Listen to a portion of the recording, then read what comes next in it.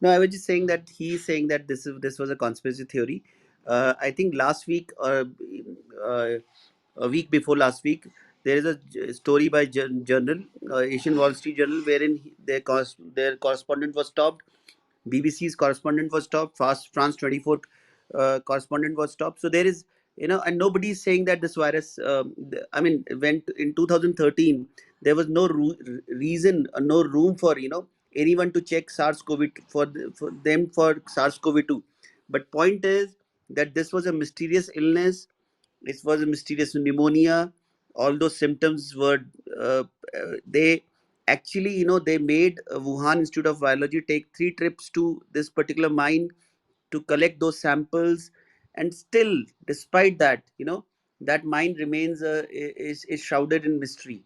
So there is something more to it, which China is not. China is hiding. So that's the point. It's all about the things which you are hiding. If you are clean, allow people to go and check your Alok, labs. Alok, Allow. Alok, listen, I'm sorry, man, but this is kind of veering off topic, and it's getting into the I agree, politics but of I it. had to respond to that. So thanks, Yep. No, thank you for that, guys. I understand you had to respond, but we need to keep it on topic to Dr. Fauci's emails. I appreciate the debate. Vil, go ahead, and then I'm going to reset, and then we'll make a new queue after that. Awesome, thank you. So on the topic, I think that it's really easy for us to look back in hindsight and blame Fauci for so many things when now we know what we should have done. And I read a lot of these emails myself, and I don't really see any big deal with it personally. I'd like to see if any of these people could handle this any better, at the time, knowing what we knew then. But that's kind of all on that topic. But just real quick, I wanted to respond to something Yevon said. Hope I'm pronouncing your name right. Apologize if not. But you were saying something about the lab effectively doing its own study to see if the virus could have possibly come from the lab, if I understood that correctly. And I mean that is no more evidence, respectfully, than the police investigating themselves and finding out they did nothing wrong. I mean, I don't think that's any kind of credible source, and I think it's really important that we all look at a lot of different sources for a lot of these things. We evaluate the credibility of each individual source. We evaluate motives, intentions, everything else. I think the thing that separates conspiracy theories from critical thinking is a degree of certainty. I don't think there's anything wrong with logically entertaining any idea that's presented with some evidence. It just becomes a problem when we take things to be true without evidence, in my opinion. But that's all I have to say. Thanks. Can I Well, make a thank you. comment? Hold on, Ben, 1 second. Well, thank you for your perspective. And my personal opinion is I've been through those emails, and I also don't think there was anything like crazy or anything that they're making it out to be. But that's my perspective. Anyway, I want to reset the room real quick. We'll make a new queue after that. Thank you, everybody, for joining. We're talking about Dr. Fauci's emails. Let's try to have a respectful debate. If you want to come up, raise your hand. Please come up. We all ask that you have a bio and an Instagram or a Twitter handle in your profile so we know that you're not a troll and are actually here to contribute. Let's make a new queue. If somebody would like to speak, can you flash your mic? And I'm gonna let people that haven't spoken yet go first. So go ahead, flash your mics, please. Okay, so we got Carlos. We'll go. I'm just going in the order that I see people. So I'm gonna go Carlos, Patricia, Patrick, and then Ben. I'm sorry, Carlos, Patricia, Patrick, Adil, and Ben. And I ask that you keep it respectful, please. Go ahead. Okay, thank you. First of all, I would like to make the point that everything is relative always, and this case is not an exception. I am a journalist, 60 years old, from Venezuela, South America. I have been working both in the serious issues, but I've also been working with comedy. Of course, I'm talking serious now. And I want just to remind something that I use in one of my routines, but you can check that on the any library. That, for example, coffee is good or bad every 15 years. If you like the fashion, if you like ties, white ties or smaller ties or whatever, Sugar is just like has a cycle of 20 years, etc. So what I think is, like, in the title of this room, it said science, not conspiracy. 4 years ago, if someone told me that Disneyland will be closed more than 9 months or 10 months or whatever, that would be totally a conspiracy theory. But it became real. And that's the only point I want to make. I mean, there is a lot of information that is, you cannot base it just in simple facts or simple findings of these emails or simple or an old article in Newsweek. I mean, everybody have to center more to achieve a more clear perspective of what's really happening and what's the real importance. Because, for example, Dr. Fauci, he has he received a lot of big a gigantic amount of emails, but one of the things that you can discover through these emails is that he also answered a lot of them. I mean, he was the other thing is was, for example, he didn't like the fame. I mean, he was looking to become a star or a rock star or whatever. I mean, he fell into this maybe due as a consequence of Trump's decisions or whatever, he became the center of a publicity storm or a news storm that he never decided or wanted. And so everything on each side is just like the old Buddhist, and I am finishing with this, is when you have you have a fox mother and a rabbit mother, and they have their feet, their little babies. I mean, the fox kills the old rabbit. So you can ask the fact: is that fact good or bad? Well, for the foxes, babies is a wonderful fact. They're gonna dine a wonderful hot rabbit. But for the little rabbits, it's a very bad night because they lost their mother. So it's from your standpoint, the things will change. Nothing, remember, nothing is real, is always absolutely true or absolutely false. And like Mark Twain once says, he said, I don't know what the secret of success is, but I know the secret of failure is trying to please everybody. Good night. Thank you, Carlos, for that perspective. This is Siap speaking, guys. Just quick reset. We're talking about Dr. Fauci's emails. If you have anything to say, come up, raise your hand, have a Twitter or Instagram, and something in your bio so we know you're not trolling.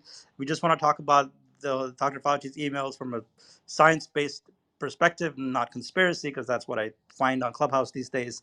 But anyway, thank you for being here. Patricia, I believe you were next, and then Patrick. Thank you, Dr. Saeed. I actually was going to make a point that I think somebody already made that, these emails were not leaked. It's not like the Clinton emails. So that's kind of why I raised my hand to come up on the stage. But while I'm here, I just wanted to ask like a general question to the scientists and doctors. And I just wanted to know if you think we're stupid. Wait, I'm sorry, Patricia. Are you asking us if we think you're Well, stupid? last time I was here, you treated me like I was stupid, and so Well, I'm listening to the discourse here, and it sounds like you're patronizing your audience, and that you might think that we're not capable of. well, hold on, Patricia. We're gonna.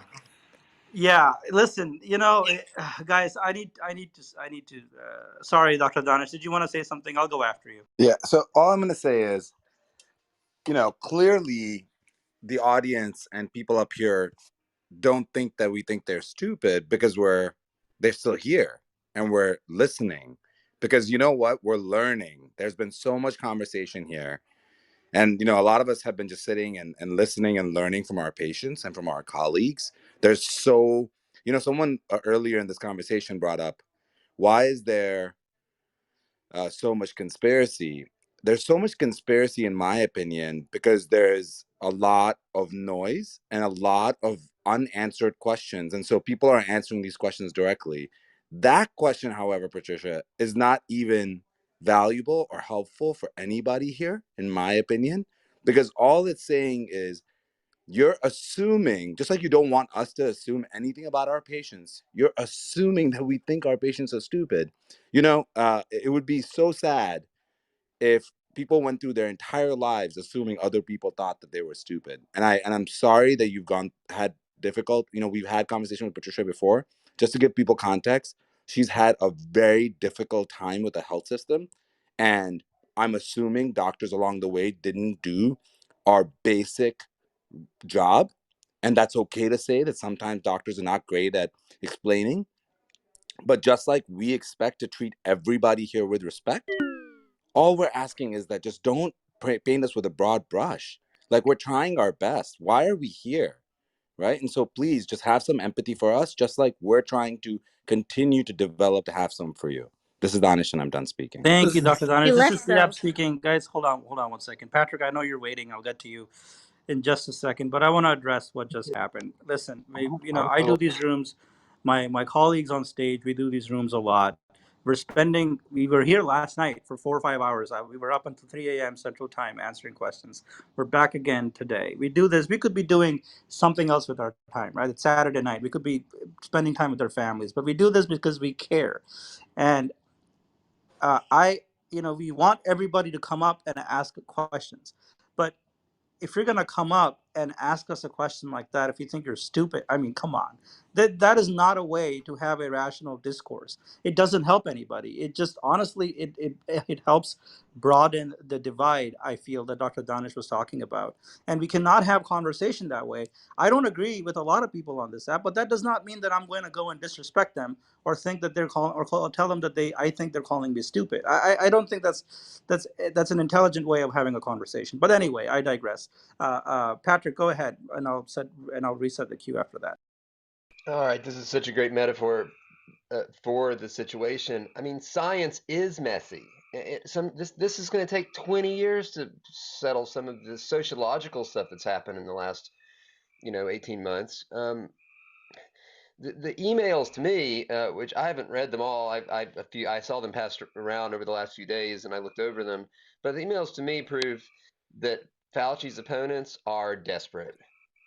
I mean, they really don't prove anything except Fauci was doing his job, and it's more embarrassing evidence that we live in this, and I say we as in many people now live in this media-driven attention economy where this type of information is for some reason exciting, even though there's actually a world of all kinds of other stuff going on. Am I being disrespectful? um, I don't know. I mean, No. we just saw 4 years of Trump being, quite a spectacle, being the ugly American to the rest of the world, to continue to realize that America is split in half between cool people and I don't know. And then anyway, whoa. Yeah, I'm complete for now. Thank you. Thank you, thank you, Patrick. I think Tahir, you had something you wanted to say. Yeah, I just wanted to chime in and reiterate that, as much as possible, we like this to be a safe space for discussion. So, as long as everyone doesn't interrupt each other, speaks respectfully, and sticks to the topic, I think it's fine. We could disagree, but the point is, Right. we should be able to hear each other. Was I in the And bounds? Was I no, no, okay? no, no. This is unrelated to you, Patrick. I'm just I know. talking about what just happened. No, you're I, good. I just Doesn't wanted the matter what you say. evaluation. You could have just said, I think this is an entire conspiracy. I think lab leakers is real, and I Sure, feel like, sure, sure. things are No, being hidden, and that's reasonable, and that's how you start a yeah, conversation, yep, yep, right? Like then you ask yep. someone, hey, okay, why do you feel this way? What is driving these thoughts that you're having? And that's how you have a conversation. So Right. just wanted to But reiterate that. there's I, so I many That's all. details. I just want There's to so many add to details that. to keeping it, looking at simple systems on both sides of the discussion. No, for sure. And I think it's completely appropriate. So long as, we return to just speaking politely, not using charged language, not insulting each other, not saying people have done that, but just saying, let's just treat each other with respect. Don't interrupt each other, complete your thoughts, and we'll have a good time, even if we don't agree. That's, I think, the purpose of this room. So I just want to say one thing about that, and I'm sorry to call out Patricia, but I have to say that she comes here every time with nothing nice, and it's very toxic. And you still let her up on stage because you still want to give her the benefit of the doubt and offer her a platform or to give her a question. And it, without fail, there has not been anything nice that has been said. So I appreciate your opening this room up, regardless of what we know is going to happen. And that's just an attribute to who you are. So thank you so much. I'm MJ and I'm. In full transparency, I booted her down because I was tired of her disrespectful shit. We all know it was you, Jason. Yeah. Well, okay, guys, hold on. Well, MJ, thank you. Jason, MJ, thank you for that comment. And the reason I do this personally is I just want everyone to have a voice, and I let everybody up and try to make sure that we have a respectful discourse. But we all saw what happened, and I don't want to spend too much time on this. I don't think we should perseverate on this. And moving on. I forgot who was next in queue. I think Adil was next. Adil, go ahead, and then Ben. Right? All right, Good sure, morning. sure. Good morning. Thank you very much. I'd like to say a couple of things. I worked in the States for 7 years. I'm currently practicing in Kuwait. The first thing I mean, Dr. Fauci is a man of integrity, and he's like my mentor. Other than the fact he, wrote a textbook, a big textbook that we were reading as medical students. He's definitely a man of integrity. I always like to highlight that the American medical system, in general, is a system of integrity, and it's very hard to, for a conspiracy plan or want to go through an American system for different reasons that I don't want to go through. But the American system, the health system, is a system of integrity. I would like to also comment quickly on the fact that when the pandemic happened, there is definitely a failure, and we need to look at why we have failed as a medical health system, as an epidemiological health system, and why the failure happened. Like there was many warnings in the. I would refer you to, for example, an article that was published in Water Science Technology in 2005, titled "Protecting Human and Ecological Health Under Viral Threats in Asia," by an author called Matusi. And they were talking clearly about the fact that a pandemic is about to happen. And that was in 2005, after the avian flu outbreaks, that a pandemic is inevitable. It's going to happen if we don't control the way we are handling certain farms in South China or North Vietnam. We were also had our scare with the MERS in the Middle East. We had also the scare about the Ebola virus, and I think the high fatality rate of MERS and Ebola prevented an epidemic rather than measures to control. So I think we have to look at how the WHO should modify their techniques, because should modify their approach to prevent the spread of a future pandemic. I think that's extremely important. And listening to Dr. Fauci and his likes will be a key to battle such outbreaks. Thank you very much. Thank you, Adil, for that. I think Ben was next in queue, and then I will quick reset and make another one. Go ahead, Ben. Thank you. So my first point is I've had to from the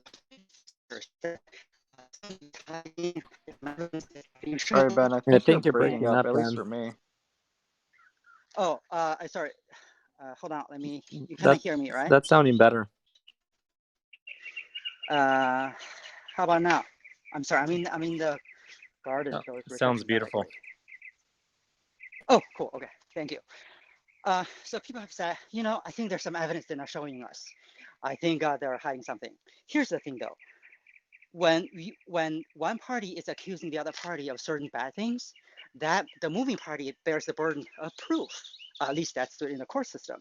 Obviously, we're not in the court system, but I think the logic applies that if we are trying to demonstrate that there's some evil that's happening there, we need to present the evidence. Now, will the other party be obligated to present the evidence? Not really. It'd be nice if they do provide, such as the medical records of those people that were ill in November of 2020 or 2019, I think. Nice. But what if they don't provide the evidence? We may not assume that the evidence is bad for them.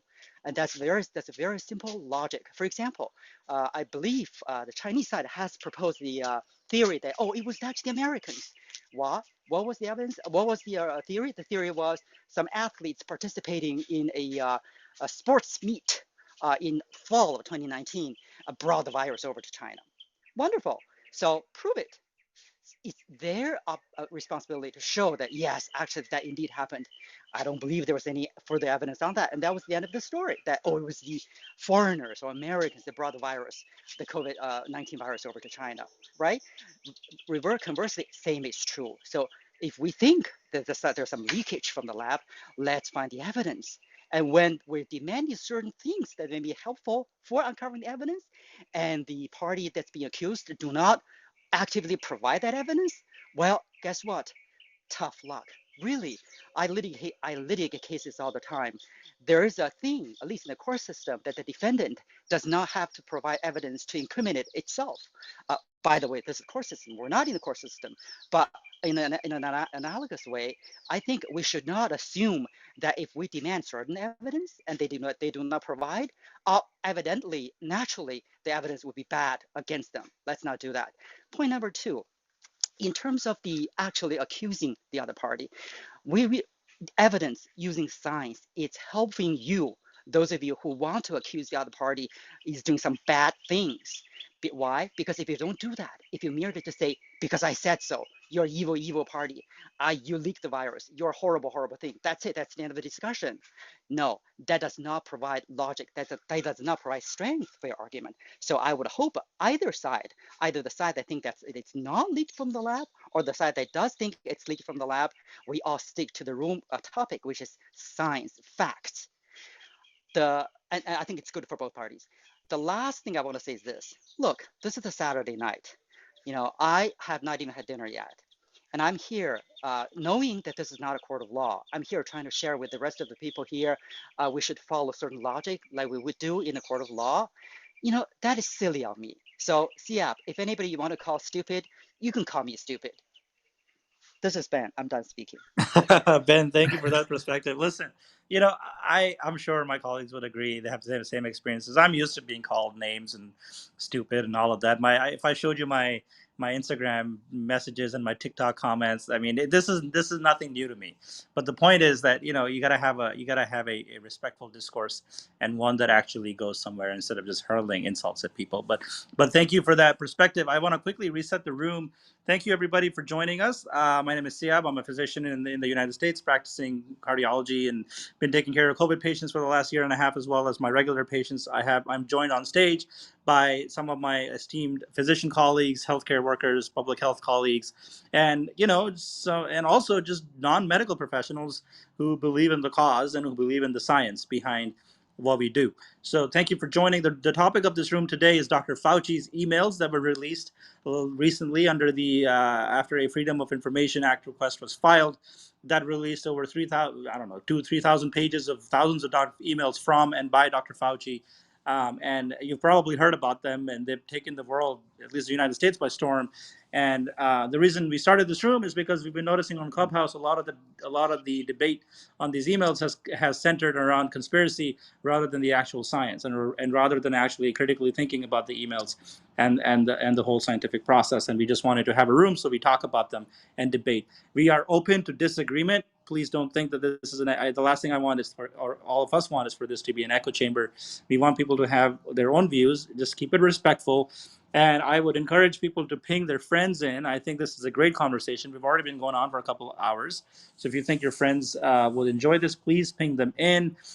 Before I make a cue, do any of the mods have something they want to add?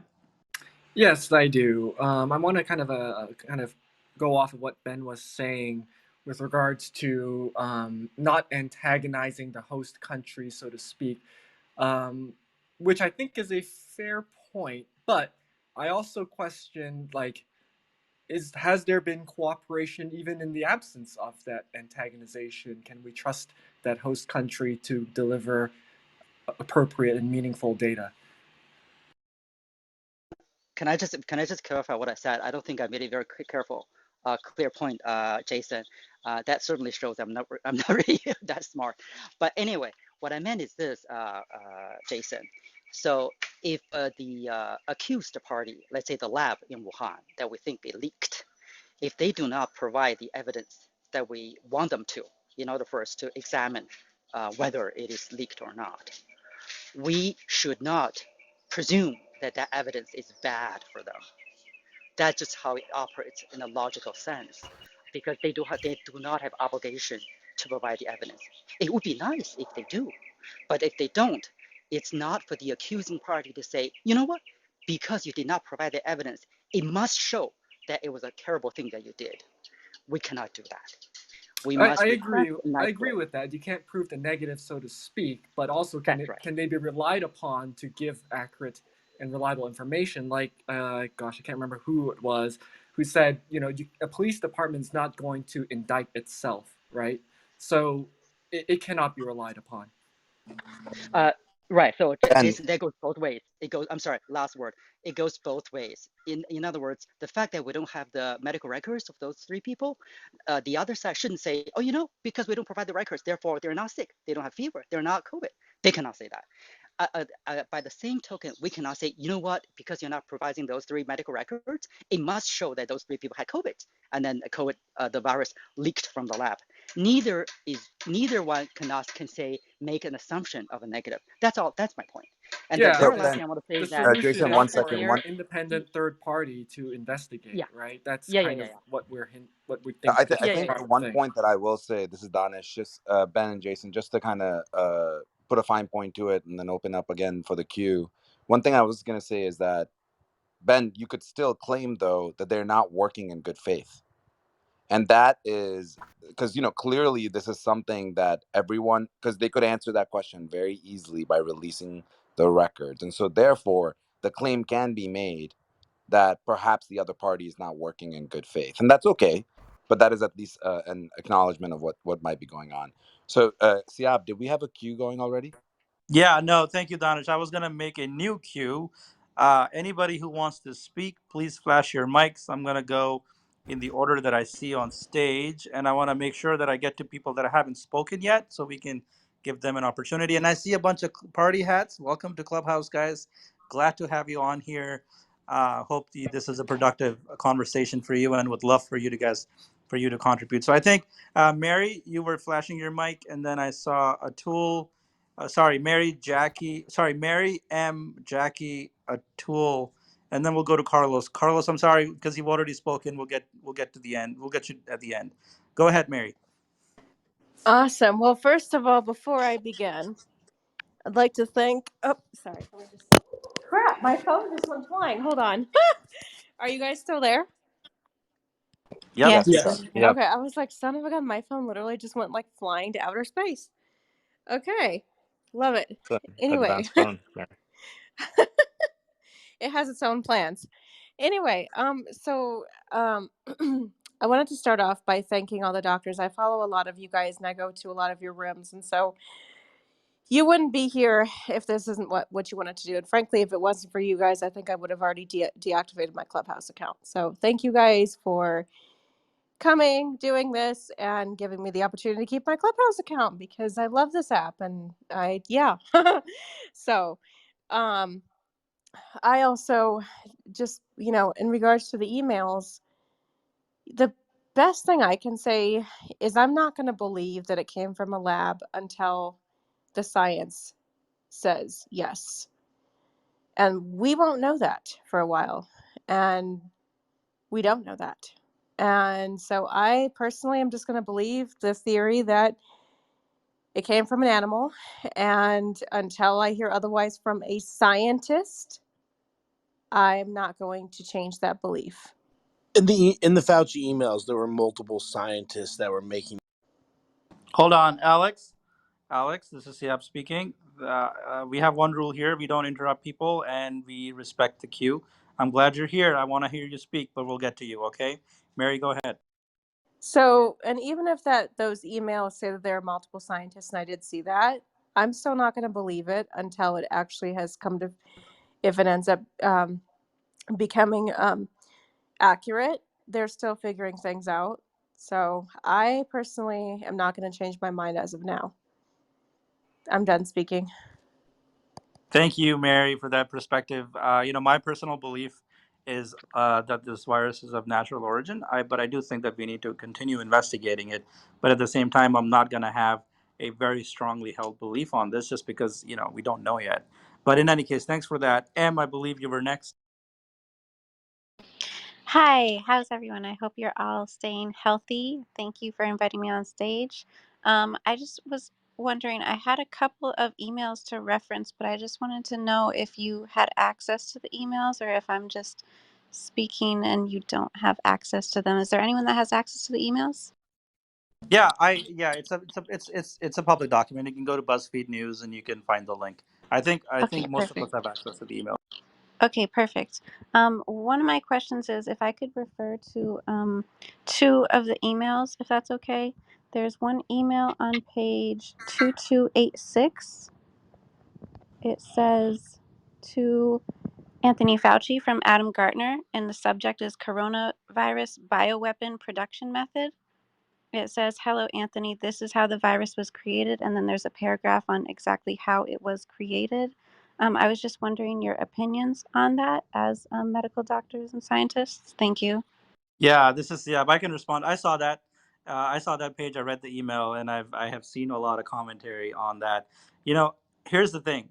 That is one email sent to Dr. Fauci. It wasn't sent by Dr. Fauci. It was sent to Dr. Fauci by a person. I don't by is someone, and I don't think that the just somebody saying in an email, "Hey, listen, if I emailed you."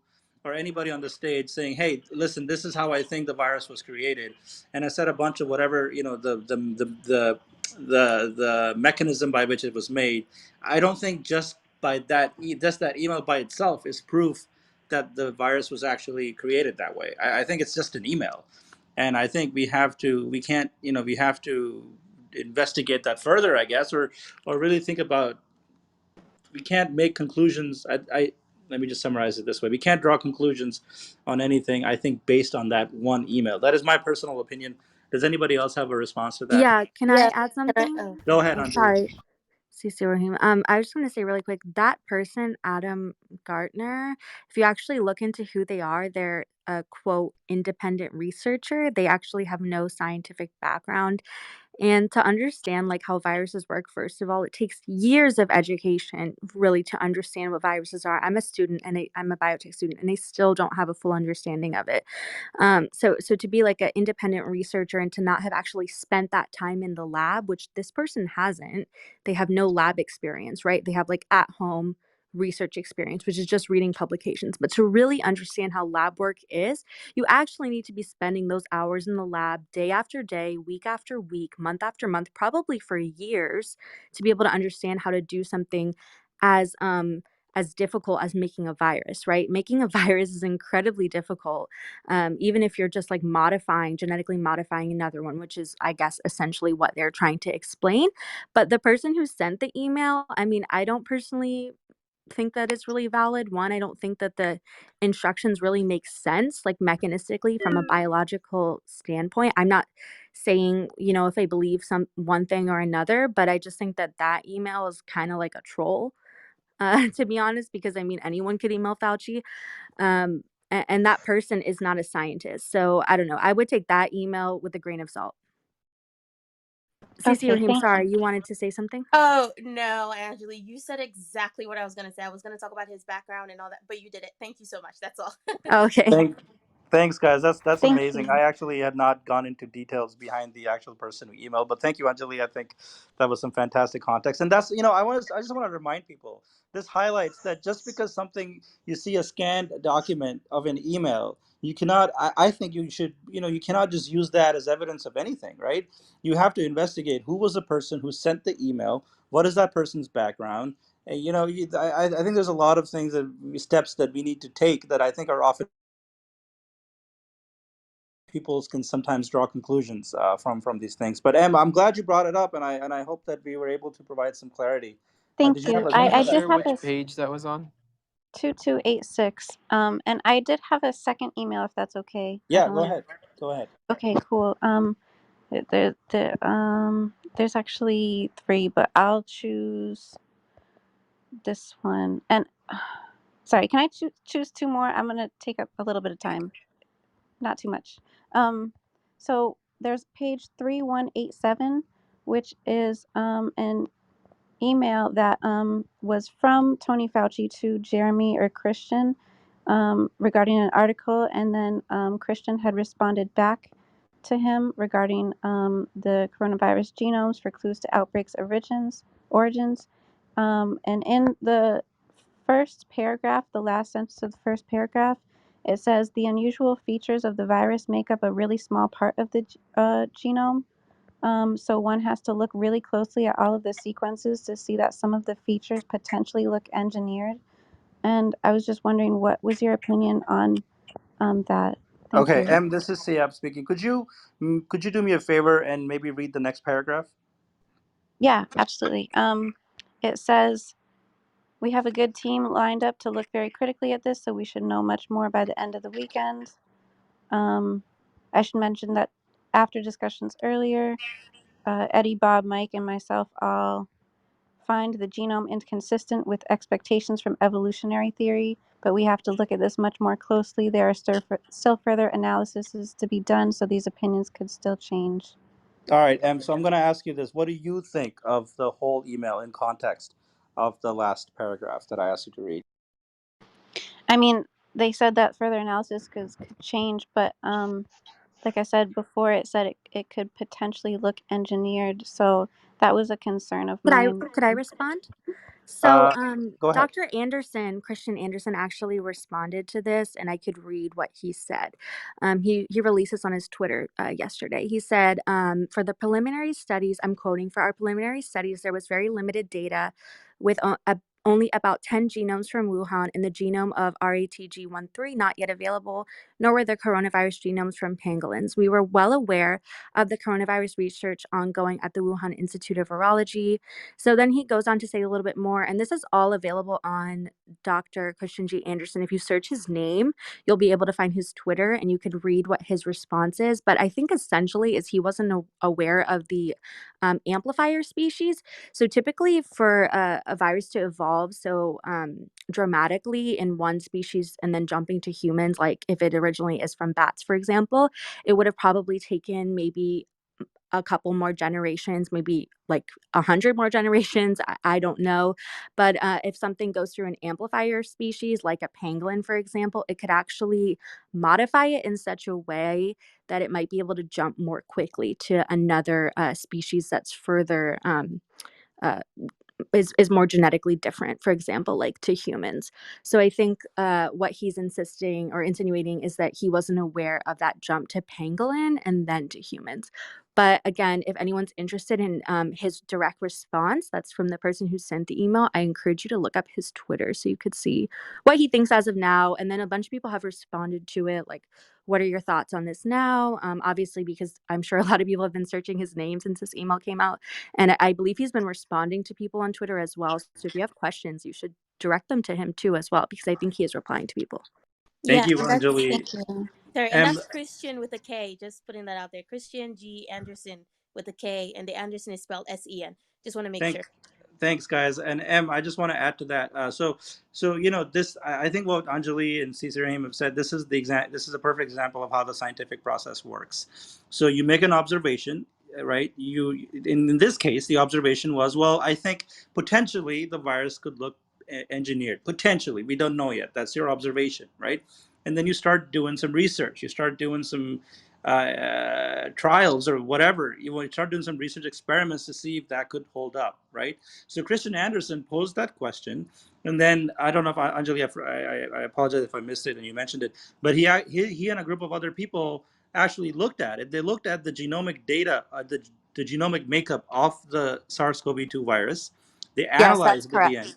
They analyzed the DNA, and they found that the way the virus is structured and the way that it attaches to the cell receptor in the body, the surface of the cell, the molecule that lets the virus inside the cell in human beings, the ACE receptor, the way that it attaches to it, it's almost impossible for it to have been done in a man-made way. So they came to a conclusion, and it's a paper publicly available. It's very technical, but I encourage everybody to go look at it. It's called The Proximal Origins of SARS-CoV-2. It was published in Nature back in March of 2020. This is after that initial email that he sent to Dr. Fauci. And in that paper that they published a couple months after that initial email to Dr. Fauci, they concluded that based on their research, it was implausible, not impossible, implausible that the virus was man made because it didn't look like it could have been man made based on the way the virus was structured and the genomic makeup of the virus. So I hope that provides some clarification. And again, it's really important why you have to have the full context of something before we draw conclusions. Did that help answer your question? Thank you. Yeah, I Could really I add? appreciate your time. I just wanted Can I, to. Sorry, before you get to the last email, I just want to add one more thing about this one. Sorry, this is Anjali speaking. So that original email from Kristen G. Anderson, who is an immunologist, he sent that email on January 31st, and I'm not sure if people who are outside of the scientific or medical communities know, but there weren't any specimens of us at that time. So we weren't actually able to sequence them in-house. Whereas now we can very easily order a SARS-2 specimen and then actually do PCR and then next generation sequencing, or do even whole exome sequencing in-house in our own individual labs. Even private labs can do this. So not just public or academic labs, even private labs can do this now. But at that time, it wasn't possible. And I can understand why, maybe if there's not much information and if you can't actually sequence something yourself, you can't know, especially if you're an immunologist, how are you able to know if what the actual genetic makeup is? So essentially what he said was, after Dr. Anderson's lab was able to get their own specimens and sequence it, that it didn't really fit the hypothesis just by looking at its phylogenetic tree. But I think it's obvious, if you're not able to sequence it in house, it can be difficult to clearly see what the actual genetic makeup might be. I'm done. Can I hey, ask a question? Thank you. I really appreciate your time. I've spent over 24 hours doing these emails, so I appreciate you helping me with this. The last email that I would like to bring up, and it is on page 1382. It is regarding Wayne and Catherine Reynolds and Bob Langer of MIT Innovations. It's speaking about it says, obviously, you have a few other issues on your daily agenda, but when you get a minute, we would appreciate your thoughts and guidance on 3 new Bob Langer biotech developments. We have attached 3 links to recent MIT news articles. The 3 innovations at the Langer Lab were originally funded by the Gates Foundation. We thought that the last 2 breakthroughs in particular may be applicable to your current work.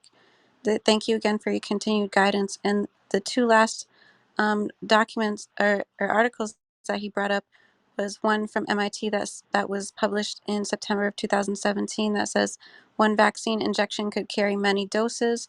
Microparticles created by new 3D fabrication method could release drugs or vaccines long after injection. And the second article states, it says, storing medical information below the skin surface. Specialized dye delivered along with a vaccine could enable on-patient storage of vaccination history. And I was wondering if these were any concern to you. Thank you. So I can actually speak to this. So actually, this is a very, very good point, right? So there are a lot of people that are working on research, pre-commercialization on things like this, where we can actually store information. There can be other things going on, and that's just the process, right? So as somebody who's been working on commercializing technology, Bob Langer, first of all, is a big name. So we all have to admit that the work that they're doing in the nanoparticle research and the biomaterials research is extremely interesting. I think there's a lot of ethics around this, a lot of concern around this, like tracking and all these other things. And I know that's where you're going with this. But what I want to tell you is the fact that there's papers out there at that time does not mean that we were able to then commercialize and execute on that at the level that we're talking about. In fact, that speaks to the fact that we're so far away from something like that. And I think this is where, just because there's something that's in there that, again, was emailed to Dr. Fauci, we can't make the connection that then that information was then brought in commercialized, and then executed at the largest scale of any vaccine ever in the history of vaccines. And so, I do want to make sure, that that's clear. From a physician perspective, I have zero concerns that this was used in any way with our current vaccines. And if it was, we would be very intimately aware, because this is new technology that has never been used, and we've done a lot of work in the nanoparticle world, but specifically this specific related nanoparticle work has not been commercialized to date. This is Danish, and I'm done speaking. Okay, I have 30 Please, seconds Atul, to can I give him ask a a chance. question? Hold on, guys. Dr. Danish, thank you. I hope that answered your questions. Thank you Thank for coming up and asking your questions. I appreciate it. I think this conversation was very productive for all of us. Okay, let me just make sure we go back to our queue. Did people who want to speak, could you flash your mics again for me, please? Okay, so I'm gonna try. There's a lot of people flashing, so we'll start with people that haven't spoken yet. Atul, Okay, I just have 30 Donna. seconds on the last topic, please. Sure. Thank you so Okay, much. Will, do you mind going Yes, after yeah. Atul? Is that okay? Sure, it's directly relevant, but I'll wait. Thanks. Okay, Atul, go ahead, and then we'll do Will, Yeah, and then Donna, Eva, and then Suhas. sure, Shab. Thank you so much for this important conversation. And I'm not from healthcare background. I'm not a doctor or chemist, but I do from healthcare industry. I've worked for more than 10 years in the healthcare and life science industry with major companies. So here's my comment, and it also has a concern that in any investigation, be it a medical investigation or criminal investigation, until guilty, I would not consider as guilty. Dr. Fauci, I won't call them guilty unless the evidence suggests that. But at this same time, I'll also pay heed to the fact that who benefits from that criminal act. And in this, Chinese Communist Party, they did, Dr. Fauci did, and many of the United so I see a little bit of collusion and millions of lives lost, and I do see sort of collusion uh, between the pharmaceutical healthcare industry as well as Dr. Fauci and people from the U.S. government. I'm an American citizen, but I see my own country, my current country, U.S. Colluding with people in the bureaucracy and the government. They're colluding with the people in China. Yeah. And I would say one last thing: follow the money. Who is benefiting from that? So, Communist Party of China is benefiting, and Dr. Fauci's business, they help benefit from the money. So, I'll try to have more deeper examination of the collusion. That's Okay, thank you, Atul. Thanks for that perspective. Will, go ahead. Okay, thanks. I'll be super quick. But I wanted to respond to something about the third email.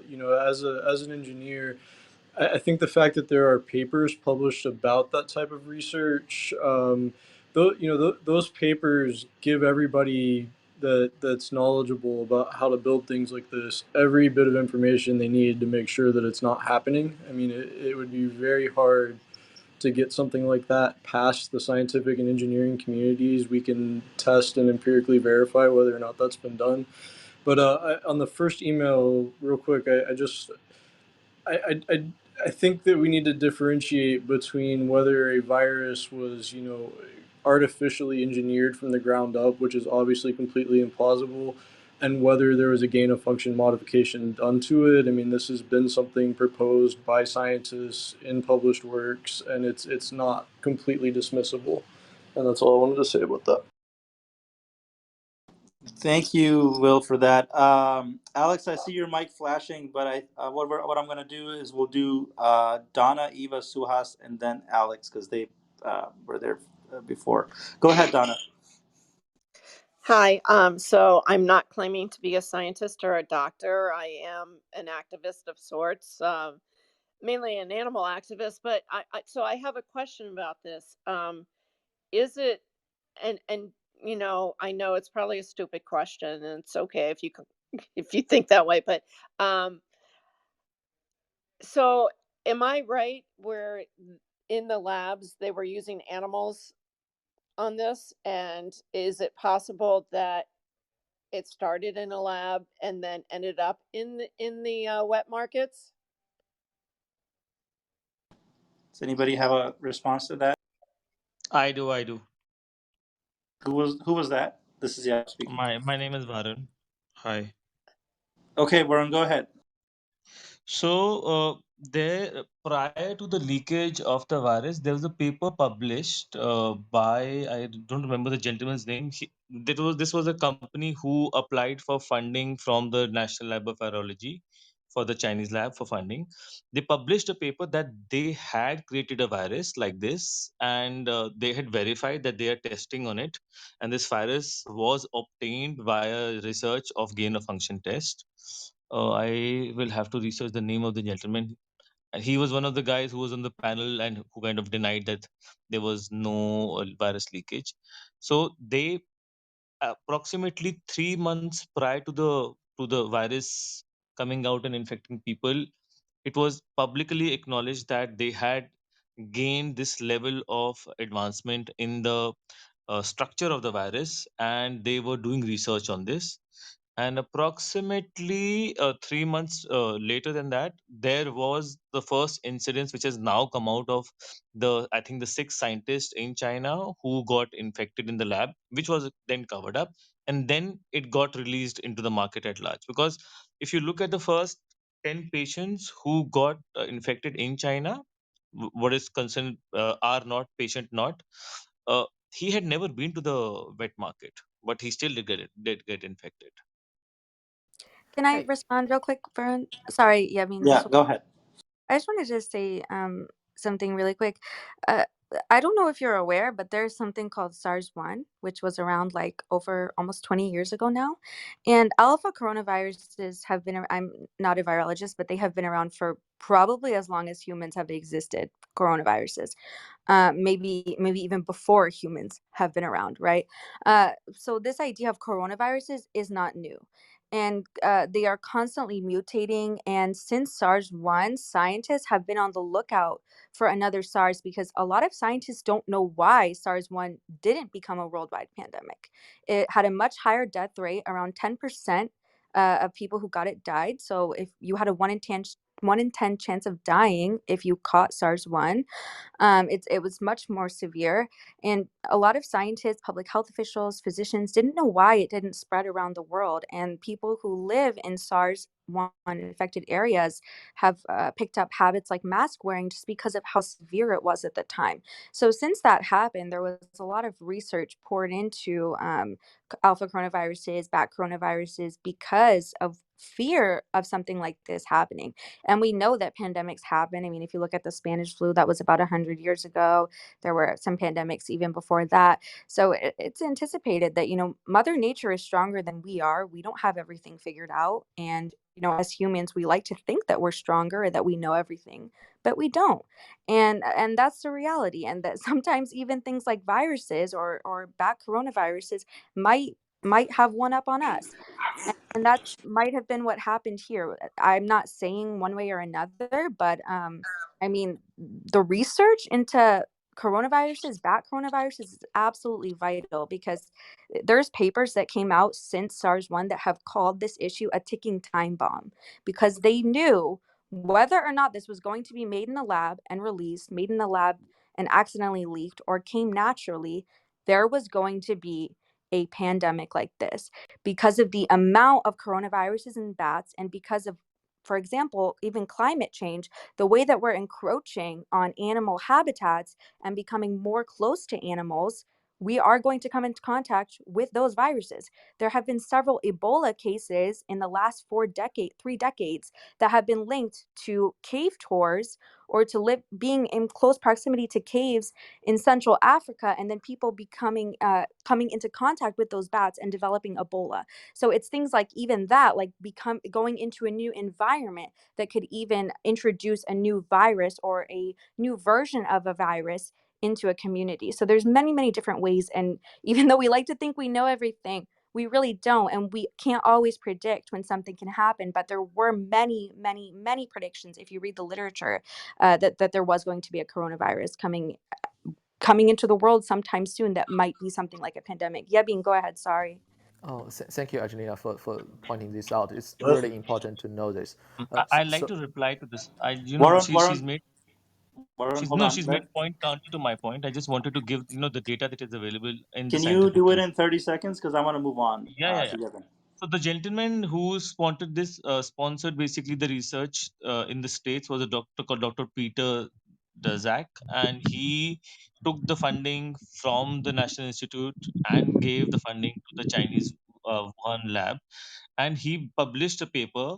I'll give you the project number. Project number is 5R01A11110940, which talks about uh, creating of human virus for high, which has high spreadability in humans, and it talks about creating a new coronavirus, and this is done. Text is available out there in the uh, scientific community. You guys can go research. It's under the name of Eco Health Alliance, and there is enough data available that this project, look, I'm not saying it was leaked from there, but please understand, Dr. Shi in the Wuhan lab created, she said very clearly that she's setting out to create a virus which high possibility of infectivity in humans.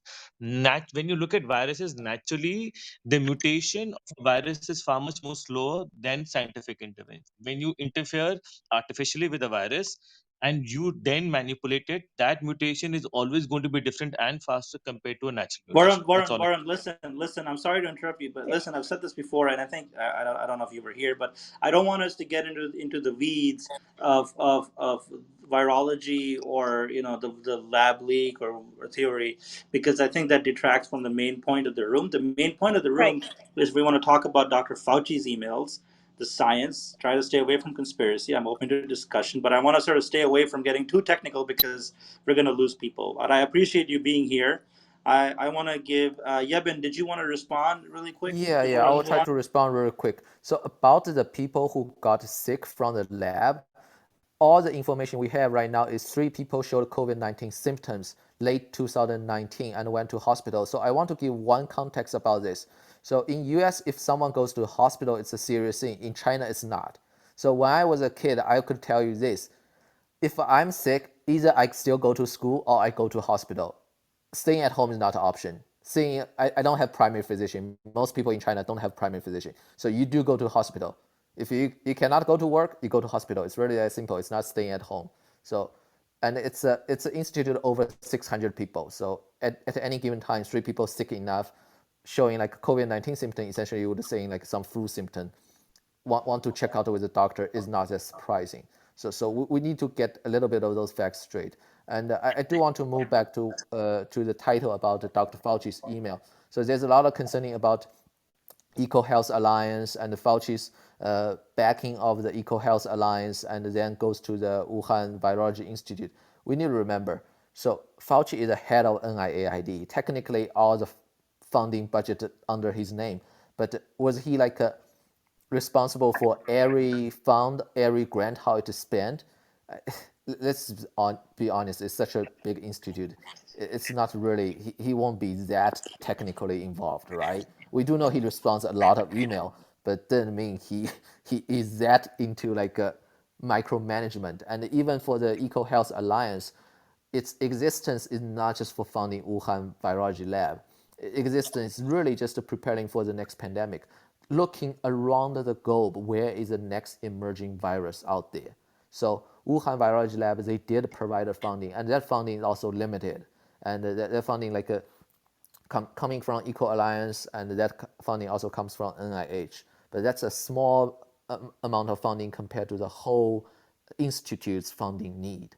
And the one thing about that is, I think there's some like a misunderstanding about how science usually works, right? It's normal you would have some animals in the lab, whether it's mice or whether it's like non-human primates, like monkeys. Yeah, it's normal to have those kind of things, whether you do coronavirus research or even drug discovery research. You have those kind of things. But doesn't mean like people are doing like active gain of function research. And even for the active gain of function research, we need to remember what kind of research is that? Is that making a pseudovirus or real virus? You need to differentiate those kind of things. There's a huge difference between these. It just it's a stays too far away to say someone was making a real virus out Yeah. there. That's just a All right. little bit too far Yeah, away. Ben. Yeah, Ben. Yeah, Hold sure. on. I just want to thank you for that. I want to make sure we get back to the topic at hand. I know people have been waiting. I'll get to you guys in just a second. But I did have a comment on this whole funding issue, guys. You have to remember that this funding mechanism that exists has been in place for decades, right? It was in place far before, even before the COVID pandemic. I would say a lot of people didn't even know who Anthony Fauci was, right? They didn't know how the NIH worked. So these mechanisms that are in place for funding, these are well-established mechanisms, and scientists have had long-term relationships with each other across the world, and to do research on whatever they want to do, whatever they're doing it No, on, no, and you're wrong about this. You're wrong about this. Ben, listen, I know you're new, but we don't interrupt people in this room.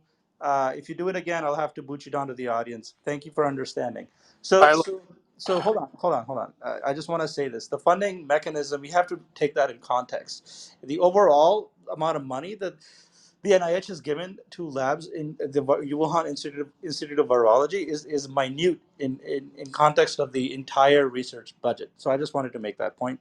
Okay, I know You said that. I was next. You said that. Okay, You said hold on. Eva was next. So I'll let Eva go first, and then Alex, and then we'll reset the queue. Hello, hello I think I from. was next. No, Thank no. you, Okay, sorry, guys. I got distracted. So it's Eva. Maybe we should list the thank you, queue again. thank you very Wait, I much. was next. You said after it was Alex, and then what's his Al, name? Alex, you're gonna go after Eva. Thank you. Thank you for bringing me up onto stage. I'm Eva from Melbourne, Australia, and I just want to share. First of all, we have, I don't know why, but in the Weekend Australian, we have our front page news is US paid PLA to engineer virus. So I think we've got some journalists here who's very much believing that theory. But the source of news that I just want to share, because back in the 7th of May 2020, Chris Martenson, who is a PhD scientist from Duke, and he's been doing a very healthy, skeptically focused analysis of what's been going on throughout the pandemic. And I know there's been many thousands of people who have followed him, and he certainly seems to be ticking all the boxes because he does a very critical analysis. He looks at the media. He certainly looked at that Newsweek article that was mentioned earlier, and he did a video back in, so it was called More Evidence COVID-19 May Not Be Natural. This was back in May 2020, and he pulled apart the DNA and showed the polybasic cleavage site, PRRA, and where the insert of the genetic coding was done. And he does a really wonderful explanation. And I think for scientists in the room, it would be really interesting to look at that, because it certainly convinced people in that community, and there's a lot of very high level critical thinkers within that community, that it was not of natural origins. And then just this week he did a new video called Fauci Lab Leak Cover Up Revealed via emails. And what he does is he pulls the emails apart, so he kind of steps people through. And I know it's not mainstream research as in here's a paper, but he actually does it in a way so that you have multimedia coming in and are able to tie together a lot of loose ends. So just if people are interested in looking at it from his perspective, and he doesn't have any of the editorial barriers. But the one thing he says, which I think would be great if we could see more in all debate in Clubhouse and everywhere else, that it's not about left or right, it's about up and down, and meaning that we basically are looking for truth. And I think that I'm hearing that here in this room, and I think we're all together in this. So I really love the nuanced dialogue, and I'm Eva, and I've done speaking. Thank you. Eva, thank you for being here and sharing. Does anybody have a response to that? Maybe one of the mods. I just wanted to ask if she could repeat that the name of that paper or the YouTube channel, because I'd like to look into that more. Thanks. It's I think it's peakprosperity.com, but his name is Chris Martenson, Martensen, I think it is. Thank you. And I think a couple of these videos got, of course, banned from YouTube. Now they wouldn't be, but back then they were. So I think they're all back on there. But yeah, peakprosperity.com. And he also has a paywall where he's got part 2 of the Fauci lab leak cover up revealed via emails, which you have to pay to get to, which I have not done. But I'm tempted. I'm tempted. Find it. I understand your roles as medical professionals, work with you all on a daily basis. I'm not here to disregard what's going on, but I'm letting you know as an insider, this is corruption to its core. The products that are included in this vaccine are heavy metal toxins that are not Monica, bioavailable. listen. All I'm right, sorry to all interrupt, right. but this room Why are is you not about the silencing a vaccine. woman? I have Why a question, can't you Yeah, shut Monica. no, up? This I has believe Monica, we should This nothing room stop. is I not with about. understand. silence. Why No, are let you her Let silencing express. a Let her woman? We're express. not. No, no, And no. I get This it. Let her I express What that. is it? What is What she difference It's does saying? it make? egregious. Monica, guys, Monica, I have a guys, finished. question. Yeah, I guys. mean, I I need Hold to on. ask. understand Can we have a you're a source? vaccine advocate. I understand that, and this is triggering you. I Can you understand. provide a source? No, no, I'm just It's asking. no, Could hold you on. provide the But hold link on, guys, with guys, that hold on, lab? hold on, guys. Listen, I started Silence, this room. please. Okay, I started this room, and Let's listen, I've made it. I think I've made it extremely clear that we're not. We're trying to limit the conversation to Dr. Fauci's emails. If you want to talk about the vaccines, I'm more than happy to debate you about vaccines. And we do tons of other rooms about vaccines, but I just don't think that this is the right place to do it. But go ahead. I think one of the other mods had their mics unmuted. And this is not about silencing anybody, please. I mean, exactly. we've been doing this room for 4 hours. We've had people insult us. We've let them speak. So please don't say that we're silencing anyone because this is not true. Go And ahead, Vegas. that was exactly so that I just wanted to explain my comments that I said. So the reason why, Monica, we asked that you stop is not because of your viewpoints on the vaccine itself, but that, because there are so many voices up here, I want to make sure, and we all do, that we're talking specifically about the topic because that's the topic at hand. So But Monica, when if you other do people went off topic about the swine flu or the other tangents, they don't get brought back to Fauci's emails. It's only if somebody's questioning something. Yep. I think we should let her talk.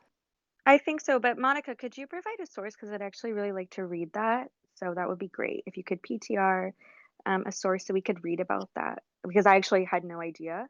So it'd be really great if you could post the link or some kind of source. Also, I don't want to interrupt, but I've been trying to get back in the queue if that's okay. My name is M.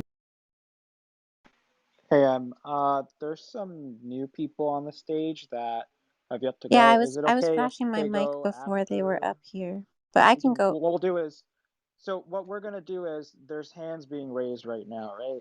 So the moderators are not gonna add any more people to the stage for now. We're gonna exhaust these people, and then afterwards we'll see whoever is left over wants to make a comment. Hopefully you, and then we'll let other people on the stage. How's Okay, that thank you. sound? All right, great. All right, Monica. Anjali, if you could maybe PTR a source. This is CF speaking, by the way. PTR a source for what you're talking about, because in this room we want people to back up whatever they say. We ask that they back up their evidence, their claims with some sort of evidence. But we can come back to you if that's okay. Baiju, I think. I will, but I will do it offline because this is still sensitive information and I don't Could want to you be tell looked us where to upon. find it? Just It's because, like, you not know, if we're gonna available make to the claims. public. This is inside Oh, so information and I will include it if you Hmm. want to add me. Okay, so now you want to look at me as a conspiracy theorist, I even though I mean, Well, look like no, we this didn't in say that. we It's research. all just provide All right, sources. just let's, So can you you understand guys, the protection of my role as I do for yours as well? Because I feel like this is a one-sided segment to this scenario. And for me, even it releasing is. this type of information is highly sensitive can in I, terms of my actual role. So with that being said, I hate to break the bad news, but ultimately the Fauci emails and all these things, yes, like they were well aware of this in the beginning of all of this being concluded. And Monica, can I ask you a question? sure, I go know ahead. it's I know it's sensitive information, but if it's something that is, that can go under, say, whistleblowing or something, why not coordinate something with the press and release this secretly? Not Because the yourself, but someone, but may I finish? sure. Not yourself, obviously. I'm not telling you to incriminate yourself, but if you and wherever you work, I don't know what you do, I don't know who you work for, and I'm not trying to cast any judgment. But if this is, here's the problem, right? If you are the sole person with this type of information, How are you going to bring credence to what you're saying if not by trying to submit this somewhere else where you could get this out into the public, right? Because the Because media is also regulated in a sense. Like, what if I release this information and then guess what? It's not going to be a valid source. They're going to create another story around this line, just kind of the Fauci emails and like what he's been portraying about mask wearing. You all, as physicians, know this information. I mean, come on, let's be real. No, we Like, I don't. don't think I don't know I, what We you're don't know talking this. about. So let's If be very clear I don't know. that we Here's do the thing. not know this information. oh yeah, Yeah, shit. we don't know Okay, this well, I'll put the email information. up on my PTR. Give me a second then, and that will hopefully give you some. But Give that's me the one thing, right? second. Even if you have this email, right? And I'm seeing this It's just an email. I email don't. signature, and you can do your correlation and do whatever. Stop being a fact checker and just like listen for Okay, a okay, second. No, okay, I okay. well, This is, yeah. This you is can PTR and put the email, but we will always be fact checkers because That's like that's our literally job. our job. Yeah. Yeah, Literally. it's right? like essentials Yeah, I to be a wouldn't want to fact be in checker. here. so, guys. What are facts though? I literally work with research and I can't even find like, are you kidding? I'm looking at evidence and data that I doesn't mean, even make facts sense are to that me. In gravity the is real, meantime, 2 you plus know 2 what? is Fine. 4, like basic You know scientific what? facts. Let's We not can't just continue believe this. everything we see on the internet, right? We need to have some kind of accountability. And even things that might come from mainstream sources, we can't necessarily believe that either. We need to base things off of a consensus, and that's all we were asking for is just like, where did you get that from? Just so that we can be aware too, right? Like Hmm. if you want to help people, you should allow other people to know the same sources and to be aware of the same thing. We can't believe any random stranger that we meet on Clubhouse. Thank you, No, Anjali. I So this understand is. that. Right. There Hold should on, be But skepticism we can't involved. believe any Absolutely. random doctor on hold on, hold on, Clubhouse. guys. Well, you don't need to be in this room. Hold on. This is Siab speaking. I know this is a charged room, and I know that emotions are. I get it. People are passionate. That's great. But here's the thing, Monica. I would love to hear the evidence that you have and that you can share with us. I just want to share with people. We have at this point that I can see 370 people in this room. As moderators and doctors, we have a. I personally, speaking for myself, I feel a responsibility that if something is shared in this room and people are listening, we make sure that we have evidence to back up our claim. So, Monica, if you wouldn't mind just PTRing what you have, and then we can debate based on that, if that's okay. Okay, And yeah, I just PTR'd. So let that refresh for a second. It's just an email signature. There's really no correlation there. And then you let me know what you think. so, Monica, So I have while a you're working question. on What is that, that? Siab, one That sec. doesn't While mean you're anything. working on PTRing for yours, I have actually PTR'd the actual ingredients in the Pfizer vaccination, so you Oh, guys can take a look at that. Many thank of you. those are various salts, various lipids, which are just the scientific term for fat molecules. Hmm. But none of the elements that I see listed are heavy metals. What And I'm about just gonna leave it there. SM-102? Okay, so I have okay. So what about SM-102? Could you expand on that? It, from what I understand, it's an included an included compound that's included within these vaccines. So that's not actually on my list. Do you see it on my list here? Let me see. Because I don't. That's No, what she I asked don't about. see it. But I have a question. This is, yeah. What specifically about SM-102? Is there anything? Because I've heard some concerns about SM-102. I just wanted to make sure if you had the same concerns. Yeah, I've just heard some, or I've just from what I've seen or whatever. SM-12 is just a heavy toxin that is not for use within human biologics or animal testing, and by any which means. So, Okay, Um, so Siab, I have an answer for this if that's okay, go unless you ahead, do. Danish. Go ahead. I have one too. I'll I go. do Go too, ahead. Danish, after you. Okay, so specifically, I believe Sham, you were showing the Pfizer vaccine. Is that correct? Sham, were you showing the That's Pfizer vaccine? correct. Yep. Yeah. So she's talking about the Moderna vaccine, which does contain SM-102. mhm. SM-102, for everybody, is a lipid molecule. So, Monica, thank you. This is exactly the type of conversations we do need to be having. Thank So you, thank you for bringing it up. Okay. thank you. So SM-102, and let me be clear, I am not a biochemist. I'm an ear, nose, throat physician that is always going to question everything. Okay. Yes, as you So, should. so we're going to have a real conversation. So it is not a heavy metal. It's a lipid molecule. And I think Siab earlier explained, or actually maybe Sham did, that a lipid molecule and I know that you know this, Monica, but other people might not, is just a fancy way of saying a fat molecule. So that means that does not dissolve in water and so on. So the molecule forms the lipid nanoparticles for the Moderna vaccine. So, what that means is it's the carrier essentially. Okay. So it has been, the FDA has looked at every one of these ingredients, and the FDA actually did approve SM-102. So there has been a lot, Monica, this is super important. There's been a lot of mis and disinformation about that specific molecule, which is Yes. why I think Siab is familiar with it. And so we need to be very clear. It is just another lipid. This is Danish, and I hope that was helpful. But that's in the Moderna vaccine specifically. This is Danish, and I'm done speaking. This is Jason. I mean, it's very important when statements are made that are very charged and that are not backed up. We have to challenge it on the spot, because if we let people just kind of go off and keep going, it can go on for minutes on end based on a false premise, which we cannot allow happen. So this is a prime example of catching the misinformation on the spot, right? And this is our job. This is why we're holding this room. Thank you, Danish. Yeah, so again, if you PTR my profile picture again, SM-102 is a lipid particle, and it's only composed of carbon, hydrogen, nitrogen, and oxygen, all of which are elements that are found. Literally, our body is made of these elements. They're all organic elements. None of them are heavy metals. None of them are metals at all. So keep that in mind, please. Thank you.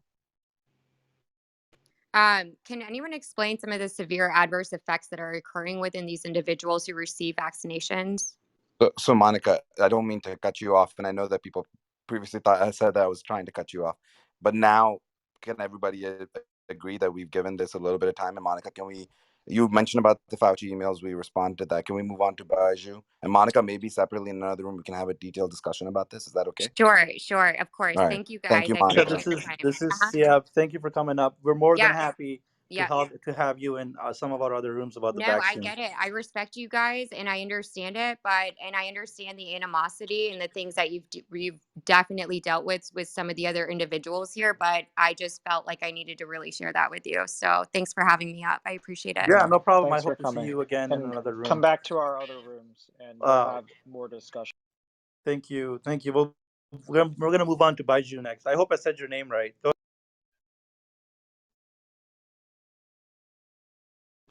Baiju, Mr. are you Baichu. there?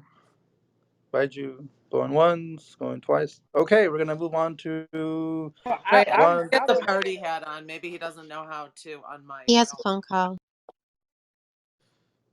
That's okay. We're gonna move on to hold on. Rivka was next, and then we'll go to Jackie is Jackie after that. and yeah. Sorry, thank you. Go ahead, Rivka. Who do you say? Rivka. Left. Oh. Actually, I Oh, think she's gone. I was okay. next, So, and I've been patient.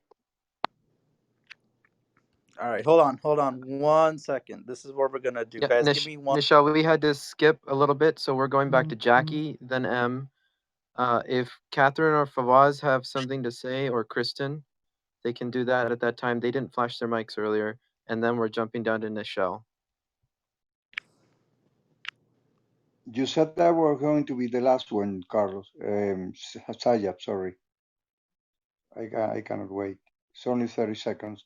Just talking about communication and just giving a congratulations to Anjali, Sayab, all of you. This has been very difficult of moderating, and I'm really surprised. And I, as a communicator, because I am not a scientist, I just have a couple of comments, but it can be later. You tell me when. Thank you, Carlos. Thank you, I Carlos. appreciate our patience. Sham, Jackie was next, I believe. That's correct. Jackie, you Okay. there? Yes, I'm here. Are you able Go to ahead. hear me? Yes, go ahead. Thank you for being patient. Oh, sure. Yeah, no problem at all. Thank you. So I do want to discuss one part that interests me more, because I think the lab leak theory can go down this like rabbit hole that for me is like it's just a whole web that is probably beyond my scope of understanding. But one of the emails that stood out to me was an email that was sent to Fauci from Eric Nilsson, who is the co-founder and interim CEO at BioSignal Technologies. And he was basically letting him know about two drugs that he felt would work. One of them was one I've never heard of, Alvesco, that he basically said, would be good for emergency use. But then he also talked about hydroxychloroquine. And Fauci's response was, basically, no, we don't really have um, any effective treatment. And the sign, I think I have it quoted here, signs of the drug's promise were purely anecdotal evidence. But I actually had already researched last year, so I pulled it back up. And back in 2005, in the Virology Journal, the official publication of the NIH, there was a study in there that you can still pull up now. And I was just reading through it again to refresh my memory, that basically said that chloroquine in particular is a potent inhibitor of SARS coronavirus infection and spread. Um, and this is what this is the quote from the researchers. They said, "We report that chloroquine has strong antiviral effects of SARS-CoV infection of primate cells. These inhibitory effects are observed when the cells are treated with the drug either before or after exposure to the virus, suggesting both prophylactic and therapeutic advantage."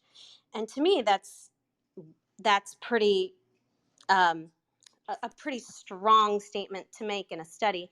And then in April of 2020, a French study showed that hydroxychloroquine, when combined with azithromycin, which is the antibiotic, was safe and effective in lowering the COVID's virus count in patients who had first contracted the disease. So I actually know people who had used that protocol, and I have a friend who's a nurse in the ER. And what was interesting is that, for whatever reason, this became really politicized, and the drug was basically not allowed to be used, especially in places like New York. And we now know, that that was a major mistake, because early treatment is what has really saved so many lives. And part of that early treatment were drugs like hydroxychloroquine, but also ivermectin. And the guy who had talked about ivermectin in front of Senate back in December of 2020, Dr. Pierre Corey, he was raked through the coals, and he was accused of being, an idiot, being all kinds of things. But we now know, after more time and more studies, that he was right.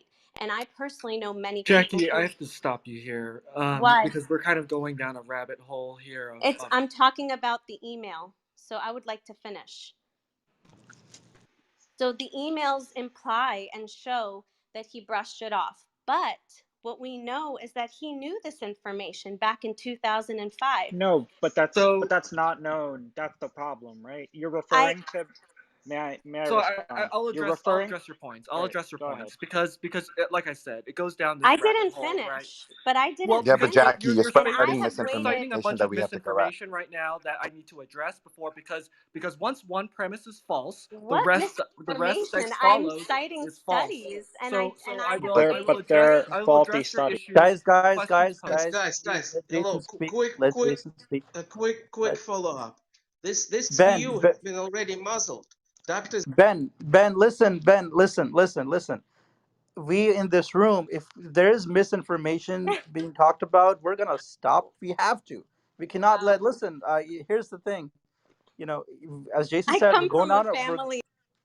Hold on one second. Hold on one second. We're going down a rabbit hole, and we cannot sit here in good conscience and listen to misinformation, which is obviously shown not to be medically true. Jason, please continue. Yes. So the issue is this, right? So when COVID-19 began to hit, there are obviously a lot of drugs that were being studied, hydroxychloroquine being one of them. Now, one of the questions asked was, well, why was it politicized? I'll tell you why it's politicized, because Donald Trump politicized it. Okay, so that's point number one. Point number two. So you cited a study, a primate cell study. Okay, that is an in vitro study, and in vitro, and you stated that this was compelling evidence that the drug works in COVID. No, Well, that's not you what I did. said. You did That's say not that. what I You did. said. You did say that. Nope. No. You did say that. No. Can you So please I listen? No, will no, no, no, now. no, because I don't want you to drag me through the coals now because that's not what So I said. what did Okay, you so what say? did you say Let about me the primate cell clarify. study? Go ahead. Let me clarify. The reason I brought that up, that study was from 2005, which means that um, Fauci knew about that particular study, which was very strong. So That COVID doesn't 19 mean, existed in 2005. oh my I mean, what are goodness. we talking about here? Jason, she's Jackie. I talking about SARS-1. Yes, exactly. I'm talking about SARS-1. How About how This does is It's not SARS different one? really, virus. How does mechanistically treatment for different. SARS one? this is Hey, not How's that respectful relevant to discourse. treatment for SARS hey, This COVID two? Jason, Guys, Jason, guys, All one right, mic, hey one guys. one at a speak, time. man. One more. Mic, this is one not mic, Let her one this let mic. her is speak. Jackie. Let her Oh, respond, and then Jason, you respond. Let's just yes, stick to our rules. We're gonna look bad if we don't. Let's just do yes, one at a please. time. Okay? I just want to say something before I move on. There is no me against you. I'm not here to argue with anybody. And we should not be arguing with each other. We should be together, united to figure out how to help people. I don't care about the leak. I don't care about the email, about this, and that. What I care about is for people to get proper treatment, for people to be well, and for us to move through this pandemic without more collateral damage. That is it. And I don't appreciate being having my jumping down my throat when I have stood on the stage for almost 2 hours and listened quietly. Okay, so I would just like ask that you give me the same respect that I have given you and this room. That's fair. However, if there is clear Then wait misinformation, until I'm done. but Then there's a wait but Tahir, until there's a I'm done. Tahir, Amen. Tahir, let her finish, and then we're going to address each point one by one. Thanks, Jackie. Go ahead. fair. Go. I'm sure, and I'm happy to do that. We can dissect it, and I think that we should. That is the whole point for me Can, to bring this up. Is I can I would like us to can I dissect it. ask a question? I'm sorry, I know it's not. Hold on, guys. This is getting very charged. This is Siab speaking. Jackie, do you mind wrapping up your point? I thank you for being here. Appreciate your input, but at the same time, I want to make sure that other people get a chance to speak. Is that okay? Sure. I mean, I think that the good thing that's coming out of this is that the character of certain moderators are shining through. So my hopes are those that are listening can see what's actually happening right now, because I didn't make any wild, inaccurate claims. You're welcome to look up everything that I said right now, and I'm happy for anybody to dissect these things. But what my point was is that there was a nurse, Erin, and she actually has a book called The Undercover Epicenter Nurse. And she actually worked at that New York hospital and used spy glasses. And the reason why she used those glasses is because she Jackie, I'm was sorry. I'm gonna have All to Yeah, right, cut we're you we're gonna off. gonna cut you stop off. now. it How is it That's this? it. No, Listen, I, listen, sorry. listen. Here's the thing. Guys, listen. This is Siab speaking. I started this room. I want to hear everybody's perspective, but at the same time, we have to be mindful that other people are waiting. We only, I try not to cut people off. I try to give people time to say what they want to say, but we want to stay on topic. The issue is once you can talk forever on topics, right? And I know that our moderating style is not for everybody, and that's fine. That's okay. If you don't like it, you can leave. But I want to make sure one of the things we want to do is stay respectful, but if there is medical misinformation being shared, we're gonna step up and stop it. I'm sorry, that's the way it is. We're open to discussion, but at the same time, we also want to make sure that we don't hog the stage and not let others speak. But thank you for your perspective, Jackie. Shayam, who was next? I wanna make sure we move on and let other people speak. It was Pretty Michelle. Misinformation sure should it's be M. disputed, not just interrupted. I felt like that wasn't okay in my opinion. That's fine.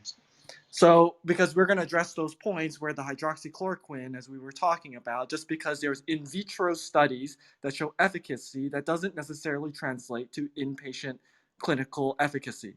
So, there are a bunch of, and from the from the perspective of Fauci receiving these emails and receiving all this information, we were giving hydroxychloroquine.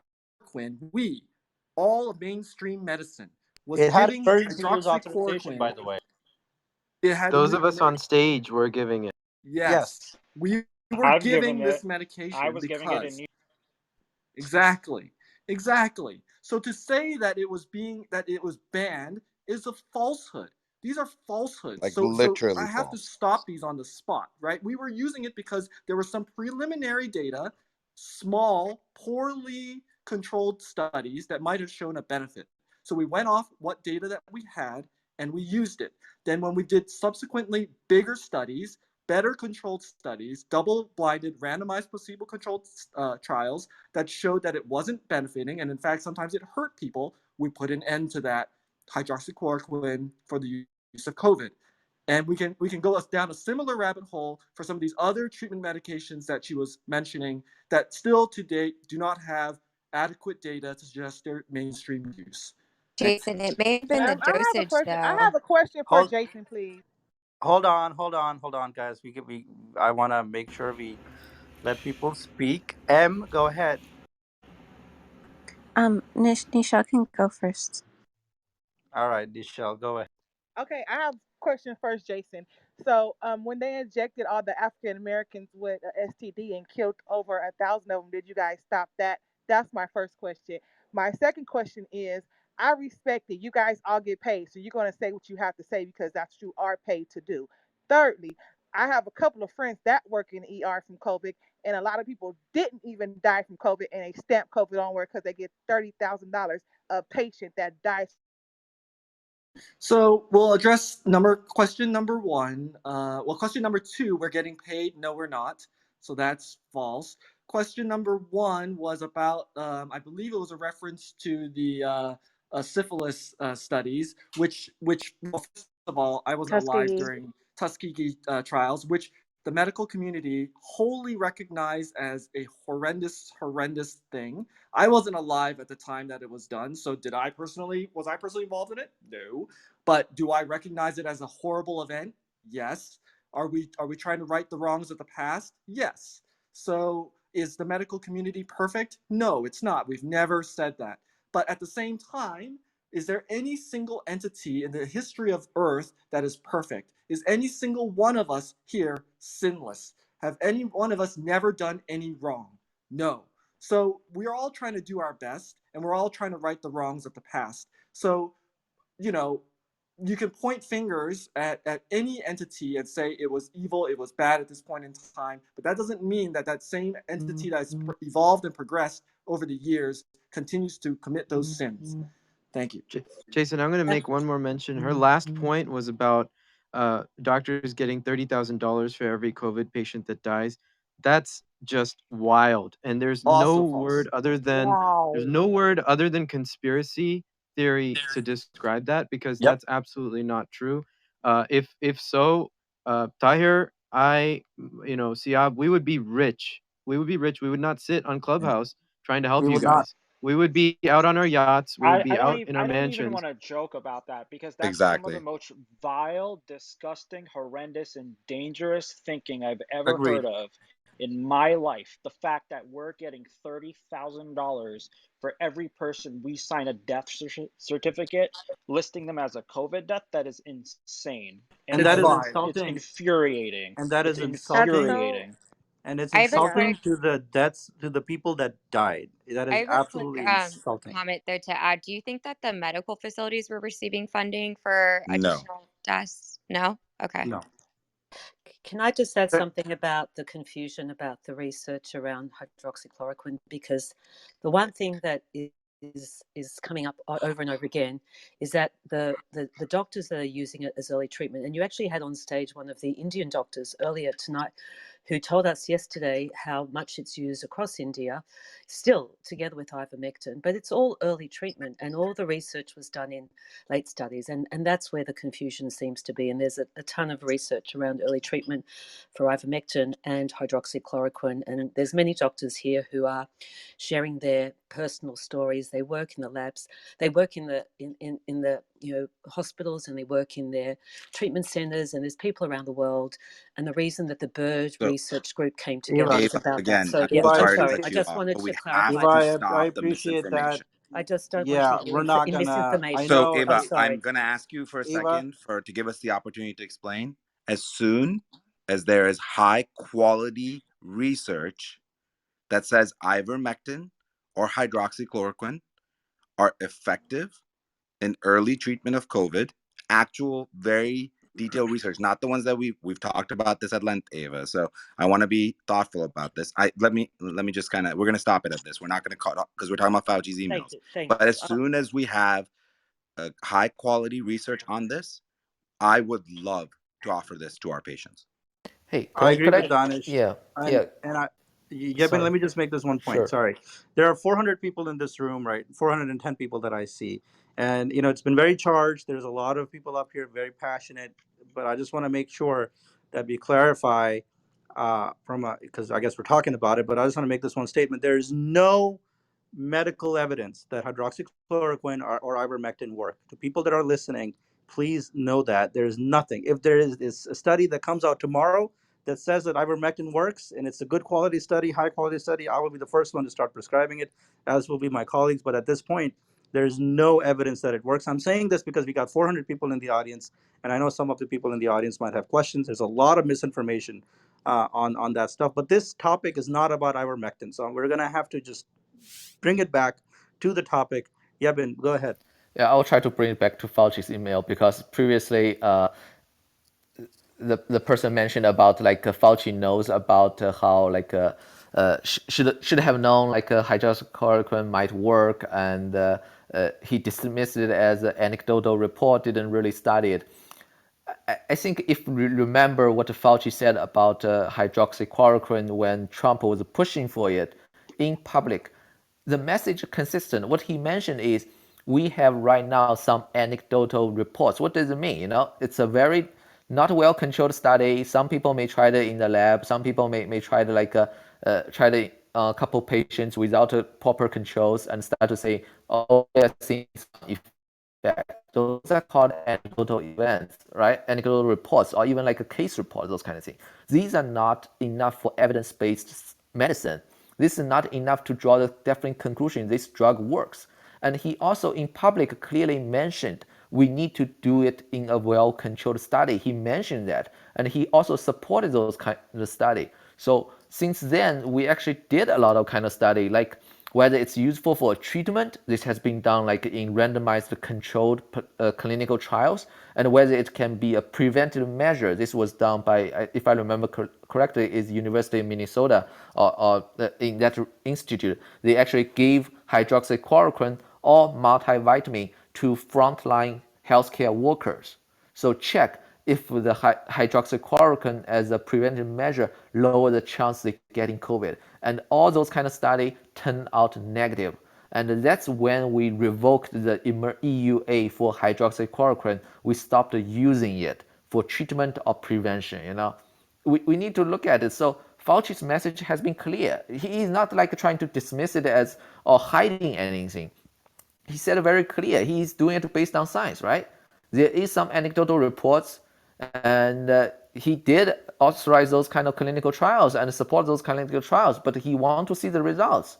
And when we see the results are not good, we stopped it. And this is how science works, and this is how medicine should work, right?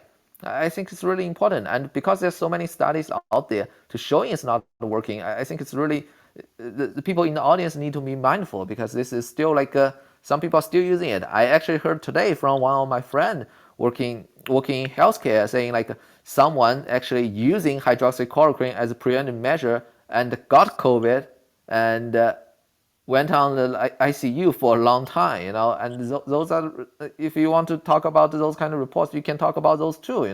It's not a miracle drug. We proved in clinical trials it didn't work.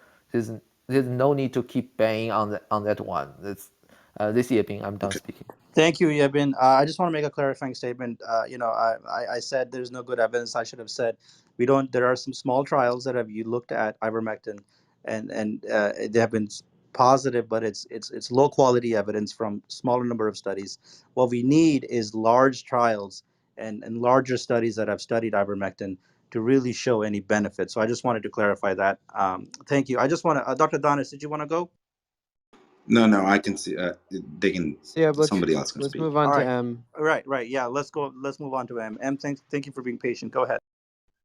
Thank you so much for your time, and I'm sorry. I just felt like she was charged and ready to go, and so I just wanted to let her go. Sorry. I had just two brief questions.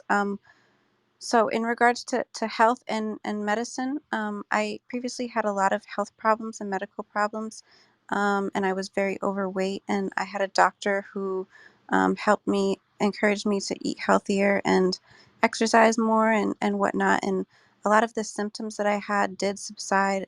So, I do have a great respect for doctors in that aspect. I was just wondering why health and nutrition is not being pushed rather than like this vaccine. And also, there was an interview with Carrie Mullis, who created the PCR test, and he was explaining how he tried to interview with Fauci multiple times, and Fauci wouldn't meet with him, and also how uh, he very much was a kind of not the biggest fan of Fauci, right? And he also explained how the PCR test. Does not tell you if you are sick. It tells you that there is something in your body. So I was just wondering if you could speak on those two facts. Thank you. Can I address that Carrie Mullis part? So Anjali, I was I going to ask you to do. yeah, so after that maybe Yabin can add something. So I do PCR all the time as a biotech student. I'm not a doctor. I'm 23 years old and I'm a student. So in regard to Carrie Mullis, he actually passed. He did create the PCR test. He actually did pass away in 2019, so before COVID-19. Well, before the actual virus came out or anything or the pandemic started. And when he referred to the PCR test, that is true. The PCR test cannot tell you if you are sick. It can tell you if there's a specific viral genetic sequence or any kind of genetic sequence. We use it. The way that I'm familiar with it is to actually look at human genetics, any sort of genetic sequence, and actually find that sequence. So it's not telling you if you're sick. It's what you have to then do is actually determine based off of maybe clinical factors if someone is sick based off of what the PCR test says, and maybe clinical factors or exposure, etc. But what's really important to acknowledge about Carrie Mullis, because I constantly see this aspect taken out of context, and then like people put it all over. I've heard this a bunch of times too, and he did say that it can't tell you if you're sick. He was actually an AIDS denier, an AIDS and HIV denier. So that's part of where him and Fauci disagreed. And I'm not 100% sure on why Fauci didn't meet with him. I actually didn't know about that, so I can't speak on that. But I do know that Mullis was an avid HIV/AIDS denier. He didn't believe in AIDS. He didn't believe that AIDS was caused by a virus. And so when he made that statement, he was actually referring to AIDS. And that is true. AIDS is not a virus, it's a state. It's more like kind of like a state of being that's caused by HIV. It's also caused by SIV in monkeys. And it's more of a state of being. Of course, since it's not a virus, it cannot be tested by PCR because there's no specific genetic material. It's also not a genetic disease that you can actually look for via a PCR test. But it is important to note that he was speaking about AIDS, HIV/AIDS, when he said that. He wasn't speaking about COVID-19 or any other kind of virus. And I know it can be a little bit confusing if you're not familiar with a PCR test to be like, well, how can we use it if it doesn't tell you if you're sick? Well, because it just is supposed to look for genetic material. And there's some great videos that explain this point because I know it's super confusing. And I'll PTR and put up a YouTube video that actually is from a microbiologist who explains this really well. So give me a second and I'll put that up. So just to Thank you. address I the I first just think I part wanted of have to your your answer. comment. question, I, about general health and wellness, you're absolutely right. Every doctor on this stage would highly, highly, highly, highly recommend a healthy diet, um, exercise at least 3 times a week, and a lot of the other, general health and wellness. Get lots of sleep, go outside, get fresh air. All of those things are extremely, extremely important, and none of us will ever deny that. So thank you for bringing that. And you were going to say something else? Yeah, no, thank you very much for that. I'm very much a proponent of nutrition. Like I said, I lost over 130 pounds myself and cured a lot. So I don't want to go into my story, but I just feel that it's very important to talk about. And in regards to Kerry Mullis, I understand that he was talking about AIDS, but I also understand that later in his life he did change his mind about that fact. So, but I appreciate you bringing that up because he was talking about HIV AIDS, but I know that he did change his mind a couple years later. Yeah, and so I just PTR'd. You can see the name of the video because I know that that is kind of confusing. I mean, even I was really confused by that when I first read about that. So the YouTubers debunked the funk with Dr. Wilson. As I said, he's a microbiologist, and he just talks about using PCR tests for COVID, like if they are, a valid way to use them. And he brings up that point about what Carrie Moff said. Thank you so much. I really appreciate your time. Like I said, I spent 24 hours going through these emails myself and stuff, so I really appreciate it. No, of course. Thank you too. I believe I'm Hey, next. hold on 1 second, One Naveen. quick second. Kristen, Catherine, you guys haven't said anything, but I haven't seen you flash your mics. Do you guys have anything to say real quick? Nope, I'll go back down. I was, but it really kind of got answered there just a little bit ago, so I'm good. I mean, like the only thing that I had was answered. Excellent. Thank you, Kristen. How about you, Catherine? And then No, go I'm ahead. good. Thank you very much. Fawaz, do you have anything?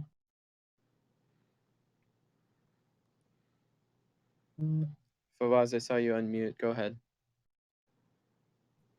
All right. Next up is 007, James Bond.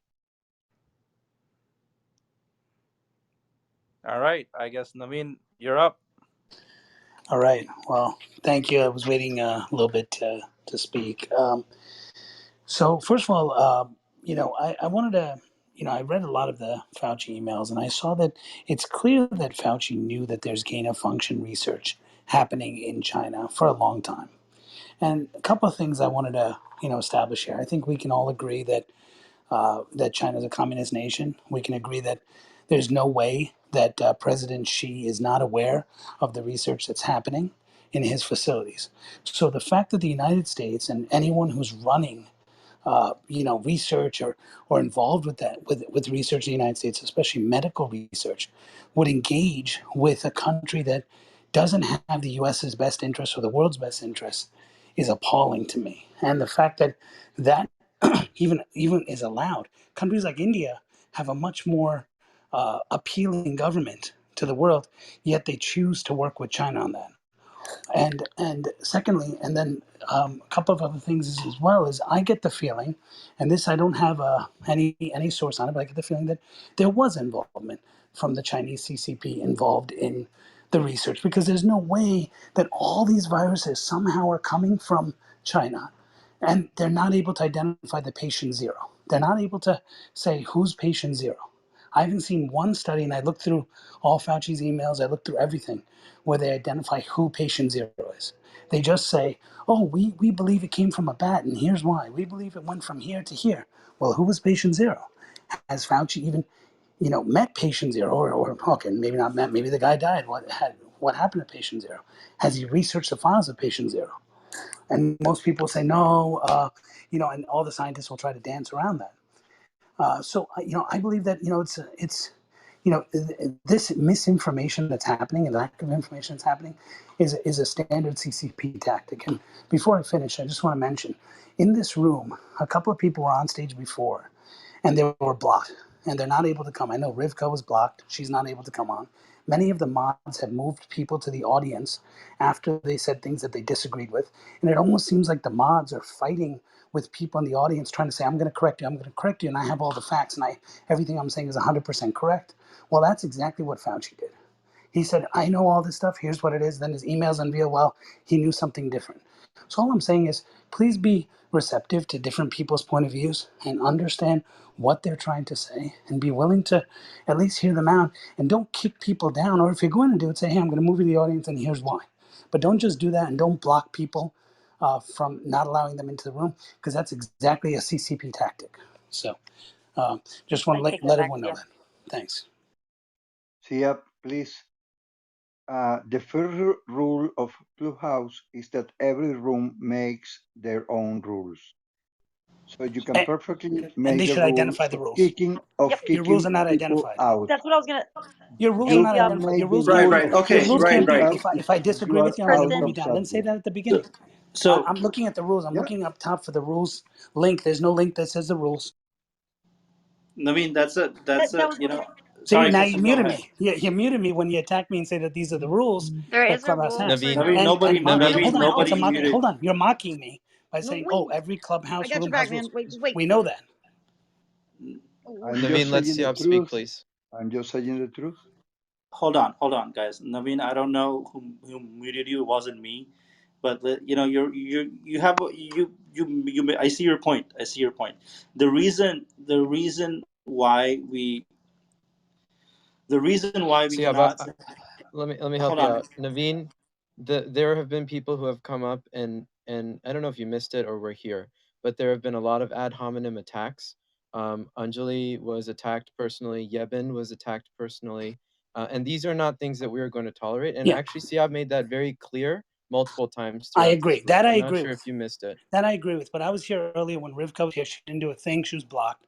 I saw Jackie get moved down. She didn't say a word. I listened to the whole conversation. She got moved to the So audience, and I spoke to her. Hold on, just I spoke being to her. Hold on, to be sure. fair, I spoke to her. She says I said nothing wrong. There was no message from anyone. I just got moved to the audience because they didn't like what I said, and they didn't like the fact that I brought it there. And then I got muted a couple of times because somebody said, "Well, in Clubhouse, every room has the right to make their rules," and trying to kind of mock as if I don't know how Clubhouse works. And then I got muted after that. And then none of the mods have the guts to say who muted me and why. That's not how you run a room. Hey, Dr. Siab, You can I? I wasn't gonna say anything, but Can this can a really mod upsets say my who apple. muted me? Can you guys say it? Naveen, it wasn't me. I'm sorry. I don't know who it was, but I can tell you it wasn't me, and that's all I I can tell So you. I which one of think you you was got it? muted Clubhouse because you isn't real interrupt life, Naveen. So which? others. Yeah, no, but which one of It you was was it? not me, Or but you got muted because Naveen, you Clubhouse interrupt Same. isn't real others, right? life. So who You was just the Okay, one listen to who? okay. what And I'm saying. see again, condescending. Clubhouse is not real life. Again, It's condescending. not. You Guys, guys listen. think you're better? Hold on. Naveen, none of the Naveen, This that mods are is wasn't even saying. a this is how you. moderator. That None that of Hold the on. wasn't even a mods are This is how moderator. you saying. report. None Only of a the That mod wasn't a can mods are do that. Kick moderator. him out. See? No, Kicked him out. no. Nobody's Exactly. gonna. Out. Thank you. Nobody's Whoever gonna. Hold unmuted on. themselves. No, no. Out. You Nobody's just gonna kick said my what you guys. said. Dr. Perfect. Thank you. Nobody. Siab, whenever I can go, I Hold do on. actually have something to Hold say. on. Hold on. Whenever. Nobody's gonna kick Naveen out. Okay. Nobody's gonna kick Naveen out. Naveen, I don't know who muted you. I'm sorry. It wasn't me. There's a. I all. That's all I can tell you. And And again, people should be honest. hold on. I see your point. I see your point. So the reason as Shyam said, there were a couple people up here that were being extremely disrespectful and insulting. So that's number one. The other thing is that I don't know if you've been in our rooms before, but when we see there's a lot of medical misinformation that goes on this app, and it is we just cannot allow that to happen. So if you see something being shared that is misinformation that could potentially be dangerous to the health of people, we see it. I see it as a responsibility to stop it from happening. If you don't like it, I'm sorry. It is the way it is, I'm sorry. It is the way it is. This is And not. that's This fine. is a matter of public That's health. fine. Just tell that to the room. Right. Hey, we Okay. moved That's Jackie fair. down. We moved Jackie down because we didn't like what she said here. And that's a debate to have later. But don't just do stuff and then stand there and say, like, a moral high ground. Oh, Clubhouse has rules and we enforce Naveen, rules. Why I'm Hold gonna on. didn't Hold push on. he back on what listen Right. to you're. Right. you? Hold I'm gonna on, push back guys. on that. Guys. Monica, who Let we me just. don't agree Naveen, with why you set necessarily, the is still rule? up here. So I don't know why you're saying that. And the And she two was people who muted a few started times that, too. She was muted a if you're few Naveen, times you too. interrupting talk what you're like a guy doing with a right now, you will microphone in be your hand. muted. You don't Oh, have a Are you okay. trying to microphone in your hand disrupt Naveen, See? the right now. room? Again, It's just mock. Naveen, Clubhouse, Whenever dude. please stop Dr. See? Siab, interrupting. I'll wait. Naveen, I just muted you because you kept interrupting me. I want to finish my point and then you can respond. If you're being muted, it's probably because you're interrupting people and we can't even get the words out. The two people who started the room you're referring to were the people who were disrespectful, came up on stage, and said remarks to me and Yebin. Those are the two people who started the room that you're referring to, which is saying something like that they were booted from this room. I didn't boot anyone. I didn't block anyone. I didn't move anyone to the audience. I didn't move anyone. But we had so many people on stage that we did move people to the audience after they were done speaking. That happens in so So many different rooms. It's Clubhouse. so Anjali, are you saying that Can Rivka you was somebody who stop? was insulting Can you you? stop this, please? Because I you No, said said to you Rivka said was you who hold on. started somebody the who was room, promoting Alex and misinformation. Alex. So she was blocked from the room, Alex, fair. And Alex, Jackie and was moved to Alex. the audience, but she You're wasn't not spreading listening. any Okay. misinformation. Naveen, I'm gonna finish my point. I said Alex and Alex. Anyways, this isn't productive, so let's move on. Yeah, I have no idea who Alex and Alex are. I'm not even involved with them. See, he accused me of something without knowing what I was saying, and then went into a Do you conversation. have a That's not right. question that has to do with the title? I said it many times already, and I brought up a Okay, point. let's get back to that. So, okay, so just to be clear, the rules of the room is this: that if the mods feel like it, they can number one. I just Oh want my to be clear on it before I move god. on. Can mute you whenever they You want. They make can a move you to the point, my audience, and they friend. can kick you With out of your the room. hairline, Naveen, can come we on, move come on? on. I I'm don't just get this. trying to Like, understand the rules. seriously. Do you have a Who? personal Naveen, Okay, calm Naveen, down. complex? Calm down. Naveen, I'm just gonna lay the rules down for you. Please Yep. don't be disrespectful. Please stay on the topic, and we're gonna move forward. So please ask your question about this topic. So why is it acceptable to work with a communist nation, CCP, which does not have our best interests, and why do we continue to use, you know, doctors like Fauci continue to leverage countries that don't have our best interest for medical partners, medical research partners? Well, none of us are government officials, so I don't think we can answer that.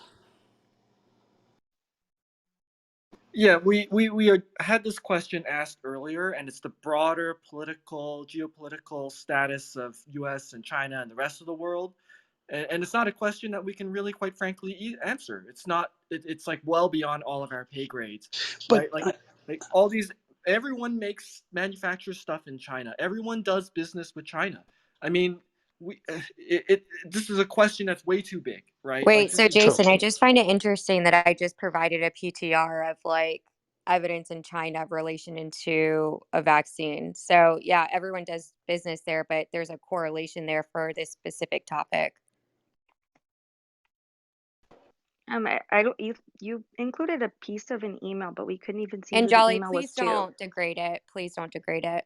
Could you Monica, include who the all email No, was she's directed to? correct. Because we you didn't had see a that. Monica, You all you have had just on a your PT. signature. That could have been from anyone. Oh, you're And right. I'm going to just upload a picture because I'm such a conspiracy theorist. so You're right. a I major actually almost did pharmaceutical that. company having an office in China, like I just shrug my shoulders at that, right? Like Apple has offices in China, Right. Yeah, right. RAM has Yeah, good for offices in you. China, you know, So, Your so iPhone Lenovo is has guys, can I offices in manufactured So, in China. China. so That's I And want to okay. ask. what's I'm the not, point that's again, being I'm not made? here to fight with you guys. I'm just letting you know, are you going to wear the white coats or are you going to wear the dark coats? Because you're still in fellowship and you're still in residency and learning your education at the end of the day. So just, I'm just letting you Dr. know. Siab, if I can, Hold on, especially hold since I'm on, hold on. Monica, guys, listen. This is That's a okay. All personal right. So attack. this is, Yes. this is great. This is just great, productive conversation. Monica, all we were asking is if you PTR as something I substantial. understand. That I that understand. that But here's the thing: with the picture that you PTR'd is a photo of an email signature. That doesn't mean anything. I'm sorry, but it doesn't mean anything. It doesn't support your point, and you're basically asking us to believe you based on what you're telling us. I mean, when we That's make claims, okay. That's okay. I don't need you guys to believe me. I am just here providing a point of view that I guess that you guys still don't understand. And right? again, We don't just understand because you haven't given us any proof, and then I you're can gonna. provide you hey, data that's Monica, literally Monica, not this So, is available Gilbert at the to the bottom. public Can you as explain a this one to me, whole. Monica? Like I Hold Monica, cannot on, like Monica, you can don't you explain understand this to me? clinical My research hard at the end of Gilbert, the evidence. Gilbert, day. Gilbert, Can you Gilbert. explain my Hold hard on. evidence? Wait, let Gilbert so I let just want to Gilbert finish go my ahead. point, if that's okay, and it'll be like 5 seconds. I Okay, just have. okay. Yeah, Naveen, hold on. This is devolved into. This is not okay. I can't have this kind of conversation happening. Monica, it's obvious that we're never gonna agree. Even though it's fine. Naveen, please finish your point. Go Yeah, ahead. no problem. And this is a question that maybe you guys can help me answer.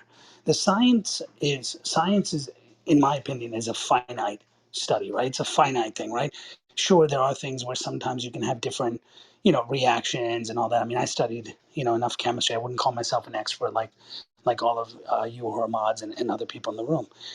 But my view is, why is it that countries like India can do a research on something? I know we talked about. I'm not going to go into hydroxychloroquine, but they can do research on certain things and their conclusion comes to something different than China's conclusion and the United States conclusion. So is it something that either they're extremely dumb, we're extremely dumb, or is it politics that gets involved in these decisions, or is it both? I guess that's my question. And not only that, but what media, what resources are you all using in terms of feeding your own resources? Scientific CDC. publications, WHO. not the Scientific CDC. publications that are fabricated. Okay, Don't you work in fabricated. clinical research? That I doesn't work make in sense. fucking the industry. Why are you questioning me? What's wrong with you? Okay, we Okay, don't need to guys. curse Wow. on Hi, stage. hi. This is So Sephora. I just need to tell you guys something. Monica is a YouTuber. She's been in other rooms before. So if you see my PTR, you will see that the things that she's saying is absurd. I tried to tell them about immunity bio when she was in a room. They kicked me out, saying that it is a conspiracy theory from China. The immunity bio is a dual antigen that is going into, I believe, phase 3 clinical trials, and is a COVID vaccine. So you guys know about this, and they kicked me out because I tried to report that. So she's a YouTuber. Stop. Sakura, thank you for being here. Could you give us some context, just so people in the room can understand what you're talking about? Yeah, And I immunity think that's just bio is a dual antigen COVID vaccine that's being tested right now. I think it's by Dr. It's by Immunity Bio in conjunction with Nat West, I believe, Dr. Patrick, who the owner of the LA Times and partial owner of the Lakers, is also a physician. And he has developed a vaccine that will work on the T3 cell, and I believe the S. I'm not a scientist. I'm not a doctor. So I read the white paper a while ago. I tried to report on it in one of their rooms, and they kicked me out, saying that I am a conspiracy theorist or something like that. But it will actually work on both. Um, it will work on a protein from the T3. It will up the protein level, and also I believe having to do something with antibodies to thwart the actual COVID the COVID spike. So that's what I know. Sorry, I'm a little tired. I don't have white thank paper in front of me. thank you, Sakura, for that. I appreciate it, guys. Listen, this room in the past 15 minutes has just been unacceptable. I'm sorry, not the way that we wanted things to go. But the is the reality is it's just unacceptable. This should not how this be happening. People screaming at each other, hurling insults, asking doctors if we should be wearing the white coats or the dark coats. I mean, come on, this is just unacceptable. We've been doing this room for the past 4 or 5 hours. We were doing the room last night that went until 3 a.m. Central Time. I mean, this is ridiculous. Sam, did you want to say anything? I want to move back to the queue and get back on topic, if that's okay. Shyam, go ahead. Yeah, the only thing I was gonna say is, I agree with Naveen in that if people get booted, we should at least make a mention of it. We booted Monica because she was really being disruptive and promoting a lot of different misinformation, and we don't want to support that. So again, this is our room, and we choose to do with it what we want to. And if you don't like it, please feel free to leave. There's an oval button at the bottom left. And I will. Abdul, please go Hold on, ahead. hold on, Sham. I just want to say this. Yep, Naveen did sorry. have a point. We're all learning, right? We're all learning how to do this. I'm learning, and Naveen had a fair point. If we have rules, we should just be clear about them from the beginning. And this is the one thing that I've learned from this. Every time I do a reset, I'm going to clarify the rules, whatever the rules are, so everybody's aware. And then if you're not okay with that, you're free to leave. You don't have to hang out in the room. Sorry, Sham. Who was next? Can I really Abdul is quickly? I next. want to say thank you guys for this room and like dealing with all the bad faith people on this app. I just want to say thank you guys, and I'm moving myself back down to the audience. Thank you all. So yeah, the stupid thing 3 hours away was just unacceptable. Please try not do, not don't let that to repeat. Get the 3 strikes from baseball in the Yeah. rules. Okay, wait a That's minute. I it. have You a had legit three question to strikes. the At the title. 3 strikes, you're out. Give three Yeah. strikes to the people. But you cannot ask, do you Yeah. think we are stupid? I mean, Well, that was w- very offensive for me as a listener. And that was 3 hours ago, not in the last, if not in the last 15 minutes only. th- thank you, Otherwise, Carlos. you That's a great you did a suggestion. great job. Otherwise, you did, Anjali, Sijab, Jason, Jevin. I mean, you did a great job. But the stupid thing was, I mean, I'm still in shock. That Can I is make a unacceptable. minor suggestion? I just like to Yeah. encourage everyone to take a deep breath and recenter themselves. I know this room has been very charged, and I just would like for everyone to take a deep breath. So thank you very much for your time. Good idea. Thanks, Sam. I second that. All right, Abdul, please go ahead. Hi everyone. Hi mods. I just came up here to say thank you for combating the amount of disinformation that is coming into this room. I have a bunch of family members that are healthcare workers that have been on the front lines of COVID for the past year. They're exhausted. I'm exhausted from this pandemic. But at the same time, we have these great vaccines that have come to us, and yet the amount of disinformation that I've seen on Clubhouse is just absolutely ridiculous.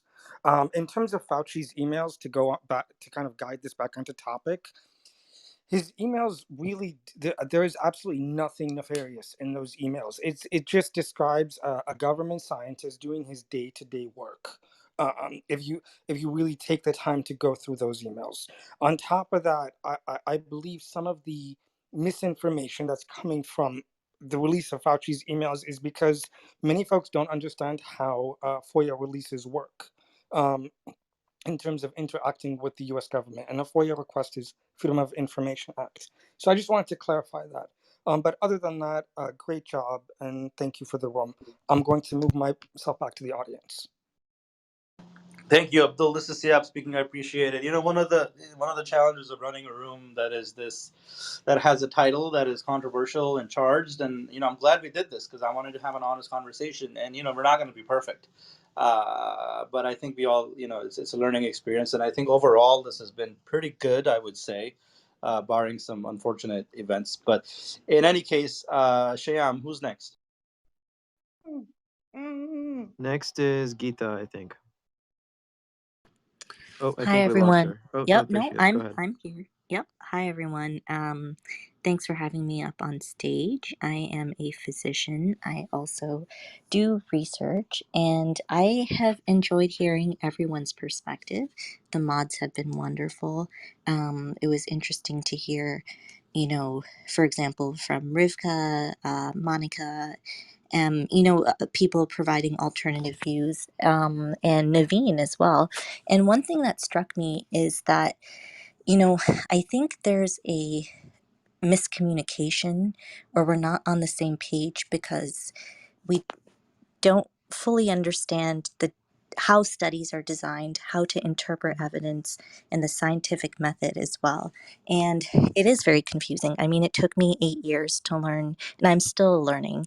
But I think, Naveen's point was an interesting one, isn't science empirical and finite? Well, actually, no. The scientific method is that we're trying to disprove something, not prove something. So when we get better information, then our opinion on that topic changes based on the better information that we receive. And so I think that's one thing that is definitely a point where there's not very much clarity in the broader community because I can understand thinking, well, it's science. Shouldn't it always be the same answer? Well, it depends on how the study is done, what the quality of the data that you're using are. So there's a lot that goes into it. You can even have the same data, but if you analyze it in a different way, sometimes the results can be a bit different. And then there are the type of studies too. I know one person was mentioning in vitro studies, so studies that are outside a human being or an animal, and those results can be very different than studies that actually happen in real life in human beings, as a disease is happening and, evolving like COVID-19. So that was, that's a point about the Fauci emails because a lot of questions have come up about different studies that were mentioned and different people who talked about these studies. And yes, it is very confusing because how to interpret this information is very confusing. And then lastly, this is a suggestion, and you all have been working so hard, so I don't want to add more work to your plate, but maybe something that could help get everyone on the same page is, if there was a Clubhouse room about how to interpret evidence and, how studies are actually designed, then, people can be free to make their own assessment of what they're reading, but then they can be informed consumers of all these studies that have taken many of us, 8 years, 10 years to learn how to interpret. Thank you. I'm done speaking. That was Can I awesome. just respond? I appreciate that, but I would not like to be categorized into the same group of people. Thank you. Oh, my apologies. I mean, like I said, I really am interested in hearing all perspectives, and I do think we're all ultimately trying to get to the same end goal, which is the truth and understanding how this happened. But my apologies if I misspoke or said something incorrectly regarding that. Well, I think this is one of the issues, is that everyone always wants to hear every perspective, but at some point you have to draw lines in the sand. What is a fact and what is not a fact? So do we want to hear this perspective of the child molester? What's his point of view? I just don't get this. I think you guys have been played by these this number of straw man arguments that came out in the last half an hour. It was phenomenal and purely designed to disrupt the room. That was it. There was no way, as I said about an hour ago, that you're going to convince these people, because you've got science on your side, you've got logic, math, you've got everything on your side, and you're just not going to convince these people because they have a completely different agenda. So I'm sorry to sound a bit over. Well, Adil, we thank you for being that third party for, putting that into perspective for everybody here, right? So we have people like you who are between, moderators and people like that who come into the room to disrupt the room, to explain to the audience, to give them a complete third party. I don't know you. You're a complete third party person who clearly understands the situation that's going on, and you've really explained it well. So thank you for doing that. Just I quickly, I mean, I'd also just like think to sorry, clarify, Bill. I guess, if that's okay. I'm not saying that, you know, one group of people is right or wrong. I'm just saying that people are citing these studies that they say they found in emails, but we don't all have the same assessment of those same studies. And why is that? That's because it's difficult to interpret evidence. And I agree that there needs to be some sort of PR that really explains these studies in a layman sort of perspective, or like a understandable, broadly digestible perspective. But I don't think Dr. Fauci was expecting his emails to be leaked either. But in general, this would just be a good practice moving forward.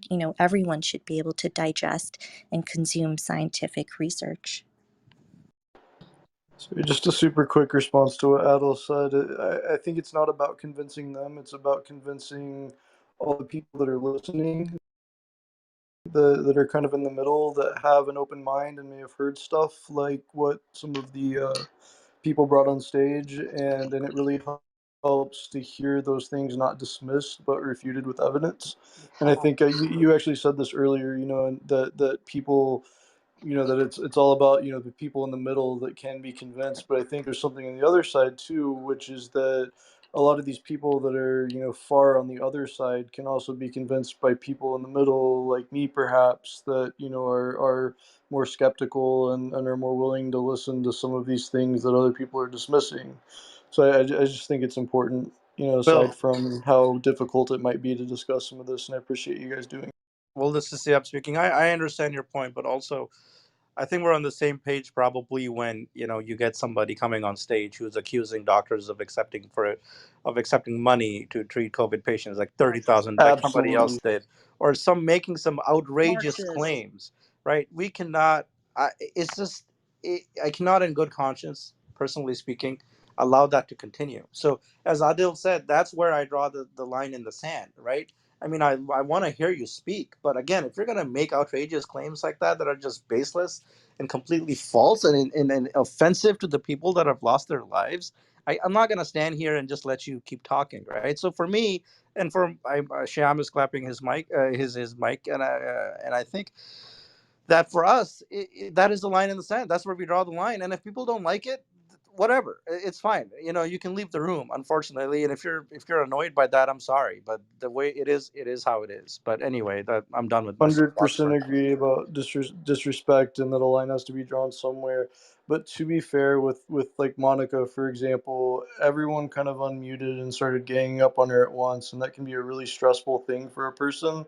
And I don't think that she came in with the intention to be disrespectful in that kind of way. I think she was just exacerbated by the situation.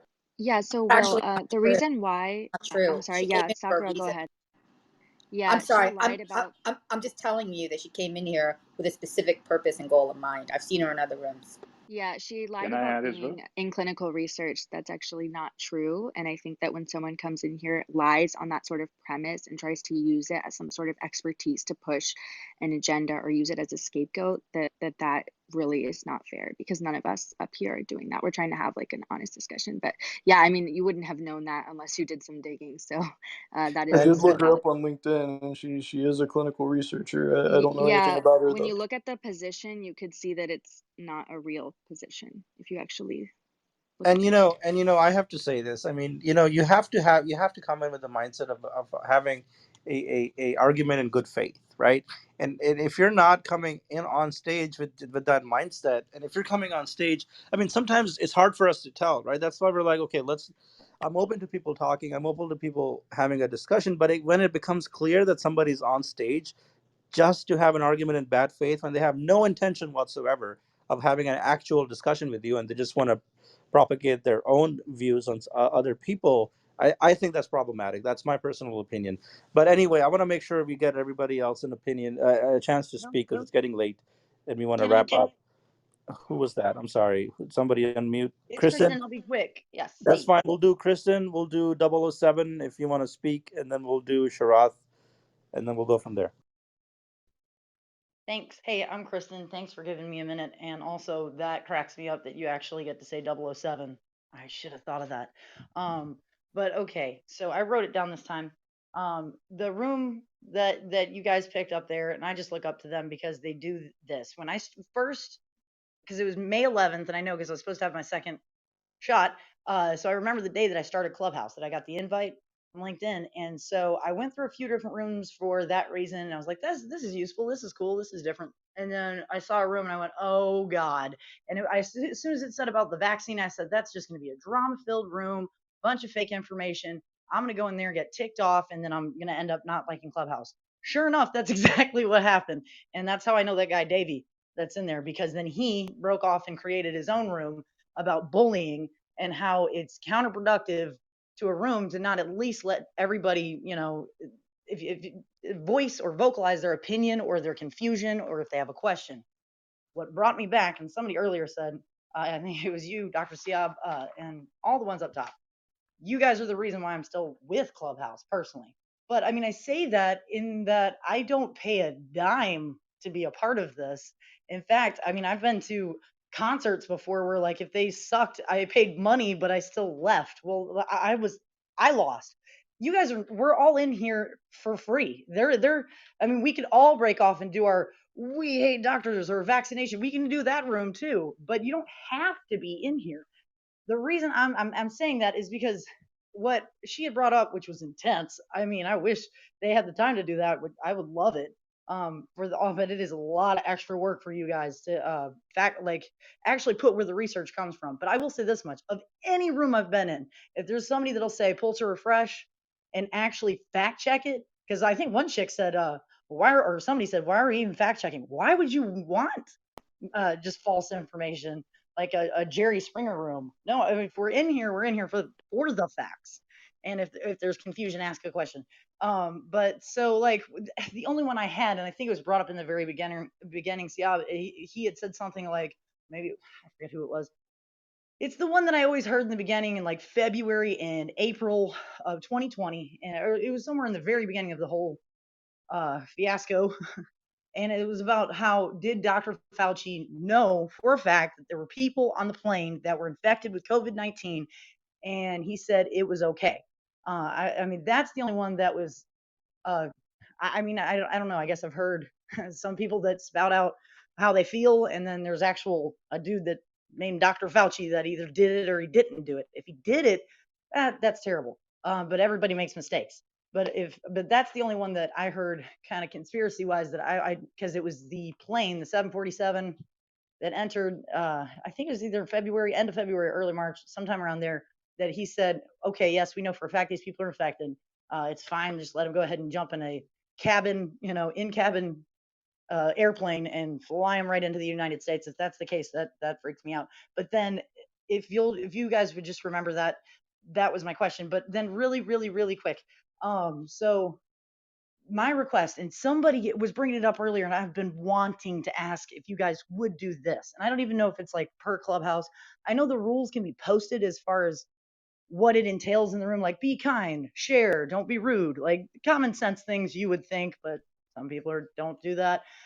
If there was a way to have, like, just, I mean, I think it might even be on Siab, it might even be on like your profile, like what you're here for, but that's just your personal view. Um, do you guys hear me? I don't know if I lost you. Yeah, We can hear Kristen, you. lessons learned. We will start the next room under an actual club that has official rules posted. So for Yeah, sure we oh, will do that. thank Thank you you. so much. Yeah, no, I just think that'll be because then it will deter all the naysayers that are like, well, you know how it goes. Where Siab has to be the one bad guy who's like, all right, that's it, and it shouldn't be like that. We're freely coming in here. We can freely leave. If the topic is to talk about a dude named Fauci and let's see if it was a conspiracy of this and that, try to keep to the subject. If there's confusion, they're kind enough to be in here probably in their off time when they're not busy saving lives, just answer those questions. And yeah, if they don't fact check, I don't want another Jerry Springer room. There's plenty of those like shoot your shots rooms if I wanted that.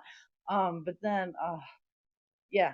Oh, Jason. Oh, yeah, no. Everybody was saying like they go at you guys for being rude. No, honestly, Jason's the only one that I was like almost shocked that he raised his voice. Normally they never do. You guys are getting like literally screamed and like Marxist and everything else. That poor one chick who's always really sweet. They're the top left. God, she's told everything else. I don't know how you even put up with that and not mute them. I mean, that's the last thing. Again, it is their room. We voluntarily didn't weren't forced to be in here. We're here by choice. If we don't like it, that's on them, the moderators. If they mute us, if they move us down from, so what? If you don't like it, then leave. One dude said, "Look, there's a little exit button." Anyway, I'm done. Thanks, Yob, and thank you guys, honestly, from my whole heart for all of what you guys do. Thank you, Kristen. I should share that I've gotten at least several messages in the last hour that are not the most flowery, not the best. But we do what we do for a reason.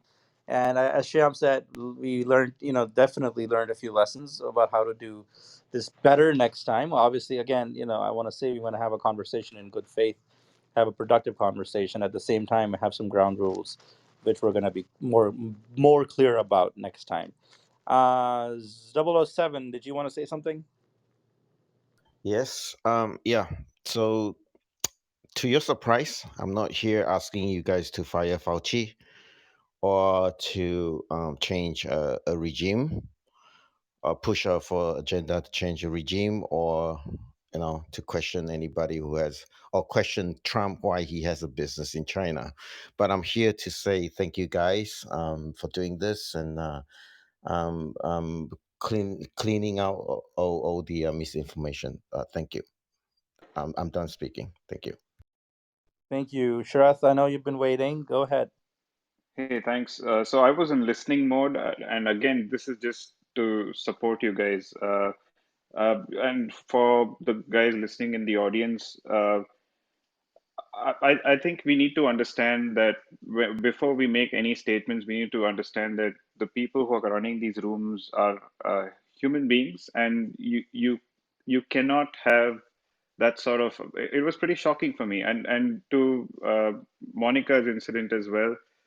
Uh, and I think Geeta, you already mentioned this, so I won't go on a rant. I'm going to try and keep this as quick as possible. But science for me is very simple. It has to be based on previous hard facts. It's as simple as that. You can have any hypothesis you want in the world as long as you quote a fact. And it might mean that we don't have access to that fact now and we need to go and look up a paper. We can't obviously say it was in an email and it's a fact that is under wraps, which is what happened with Monica, because then we don't know. We can't look at the evidence. So one way to deal with that would be to say, okay, you have a fact. Here's the paper. We maybe look at the synopsis of the paper and then come back maybe next week and discuss that in a little more detail. That would be a productive conversation. And I think we had that with Monica. She was called out on one of the claims she made. She took that pretty well, but then she started basically making statements like dark coats and white coats and all those, what's wrong with you guys? So I think what Adil said resonated with me. You cannot convert the people who are here in bad faith, because they obviously have an agenda. You know who you are. We basically don't want those folks to derail discussions, because I was absolutely enjoying the discussion here. I had a couple of views to put through, but I was just in listening mode because I found it excellent until it was derailed. And I find it a pity that it was derailed. And just to finish, a couple of quick things. I have some strong views on the gain of function studies that happen, and the fact that it should be regulated.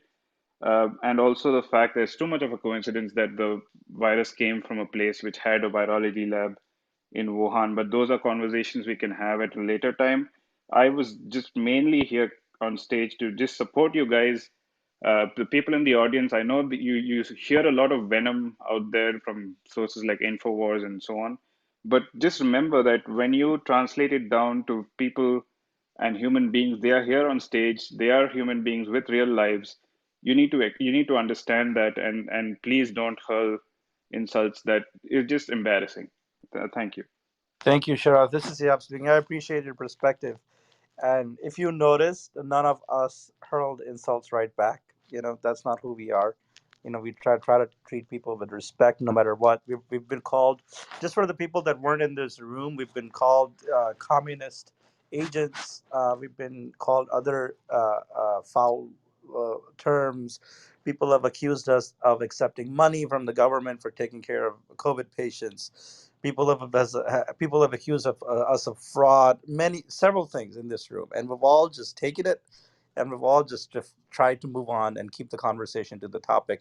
The issue, you raised a good point, but about the people coming in here to derail the conversation. The problem is, you know, we want everybody to have a chance to speak, and then we bring people up, and then sometimes these people end up being the kinds that you're telling us about, the ones that have no interest in having a good faith conversation, and then they'll disrupt the conversation, and then it's just hard sometimes to keep the conversation in under control, and then when you try to do that, you get accused of manipulation and other tactics, which you I, saw. I think I think you should set the stage up right at the start, saying that if you make a claim that you support it with evidence, and if you're able to do that, we don't. When I say we, you guys aren't aware of the evidence. You're happy to look it up and come back to them later, because obviously you can't look up a whole paper while the conversation is happening. So that would make it a more productive conversation. And if they indulge in tactics like what Monica did, I think it's transparent. The people are not fools. They can see what's happening. Then Yeah. it makes sense to move them to the audience with the clear justification that they did Right. not provide a source. And hence, Like that's a the Q reason and A they're going day. back. Sorry. I think there's a club that does that. They have one day that they just they do Q&A. Could we I wish you guys would do that. Could I just jump in? Sorry, Siab. Can I jump in just for a second? Because just extending on Yeah, like go ahead. We're just doing popcorn, I guess, right now. Go ahead. yeah, thank you so much, Siab, and all the rest of you guys. And I'm just going to say guys because you know what I mean, even if you're not a guy. Sorry. Look, here's a useful suggestion. This is something that I often, when I'm involved in a lot of speaking things and fact-based speaking things, I think one of the issues is, obviously we know that there's bad actors out there looking to derail things. And so if you'll notice, what they'll do is it's either ad hominem, it's straw man, or it's they're taking you back to old arguments that have already been disproven. One of the really useful things is that as soon as you start hearing in what's it called, hydroxychloroquine, or that other one, the intermectin, or whatever it's called, as soon as you start, as soon as you hear that, I mean, if the current prevailing scientific opinion is, hey, that's been discredited, or there is no evidence to support that, it just has to be nipped in the bud. And I think there's perhaps one way of doing that. Is as I said, I'm a great believer in lines in the sand, because what happens in modern arguments is that people ignore the lines in the sand, and that's when arguments become really derailed. So it's like saying, it's like arguing with a flat earther. If you're, if the flat earther is talking about something else, and then you realize, again, it goes back to my 1 + 1 = 2 thing. If you guys don't even agree that, or if your person is coming up challenging scientific orthodoxy, which at this stage says, or prevailing scientific opinion, which at this stage says hydroxychloroquine has not been proven to be of any benefit in, and they bring that in. I think it would be really helpful to put that down somewhere. Maybe have some kind of a bunch of facts that you're working from, as opposed to allowing people to continue to question those facts. So I hope, look, I didn't say that very eloquently, but I hope my point was understood Definitely, by Adu. others. See, I one do want to correct recommendation. one thing. I'm sorry. We have to make one comment, that because truth matters, and the truth of the matter is that ivermectin still is under study. Currently, there's no evidence to support it being used in our current clinical practice, because the studies that have been positive are still not high enough evidence for us to put it into practice. So I want to make sure that we didn't just say that suddenly that everything is wrong or whatever. If nothing else, this virus has humbled us all, and we just need to be very clear that there are. And Adil, just to be clear, there's no clear lines in the sand when it comes to science, because science, as I just said, not only this year, but science in general is very humbling. And so I do want to be clear about that we're going to learn from the data. Right now, there's no conclusive data. I'm So sorry, Danish, Sham. let me add on something real quick to that. The nuance to this discussion is that every doctor has a different threshold of evidence that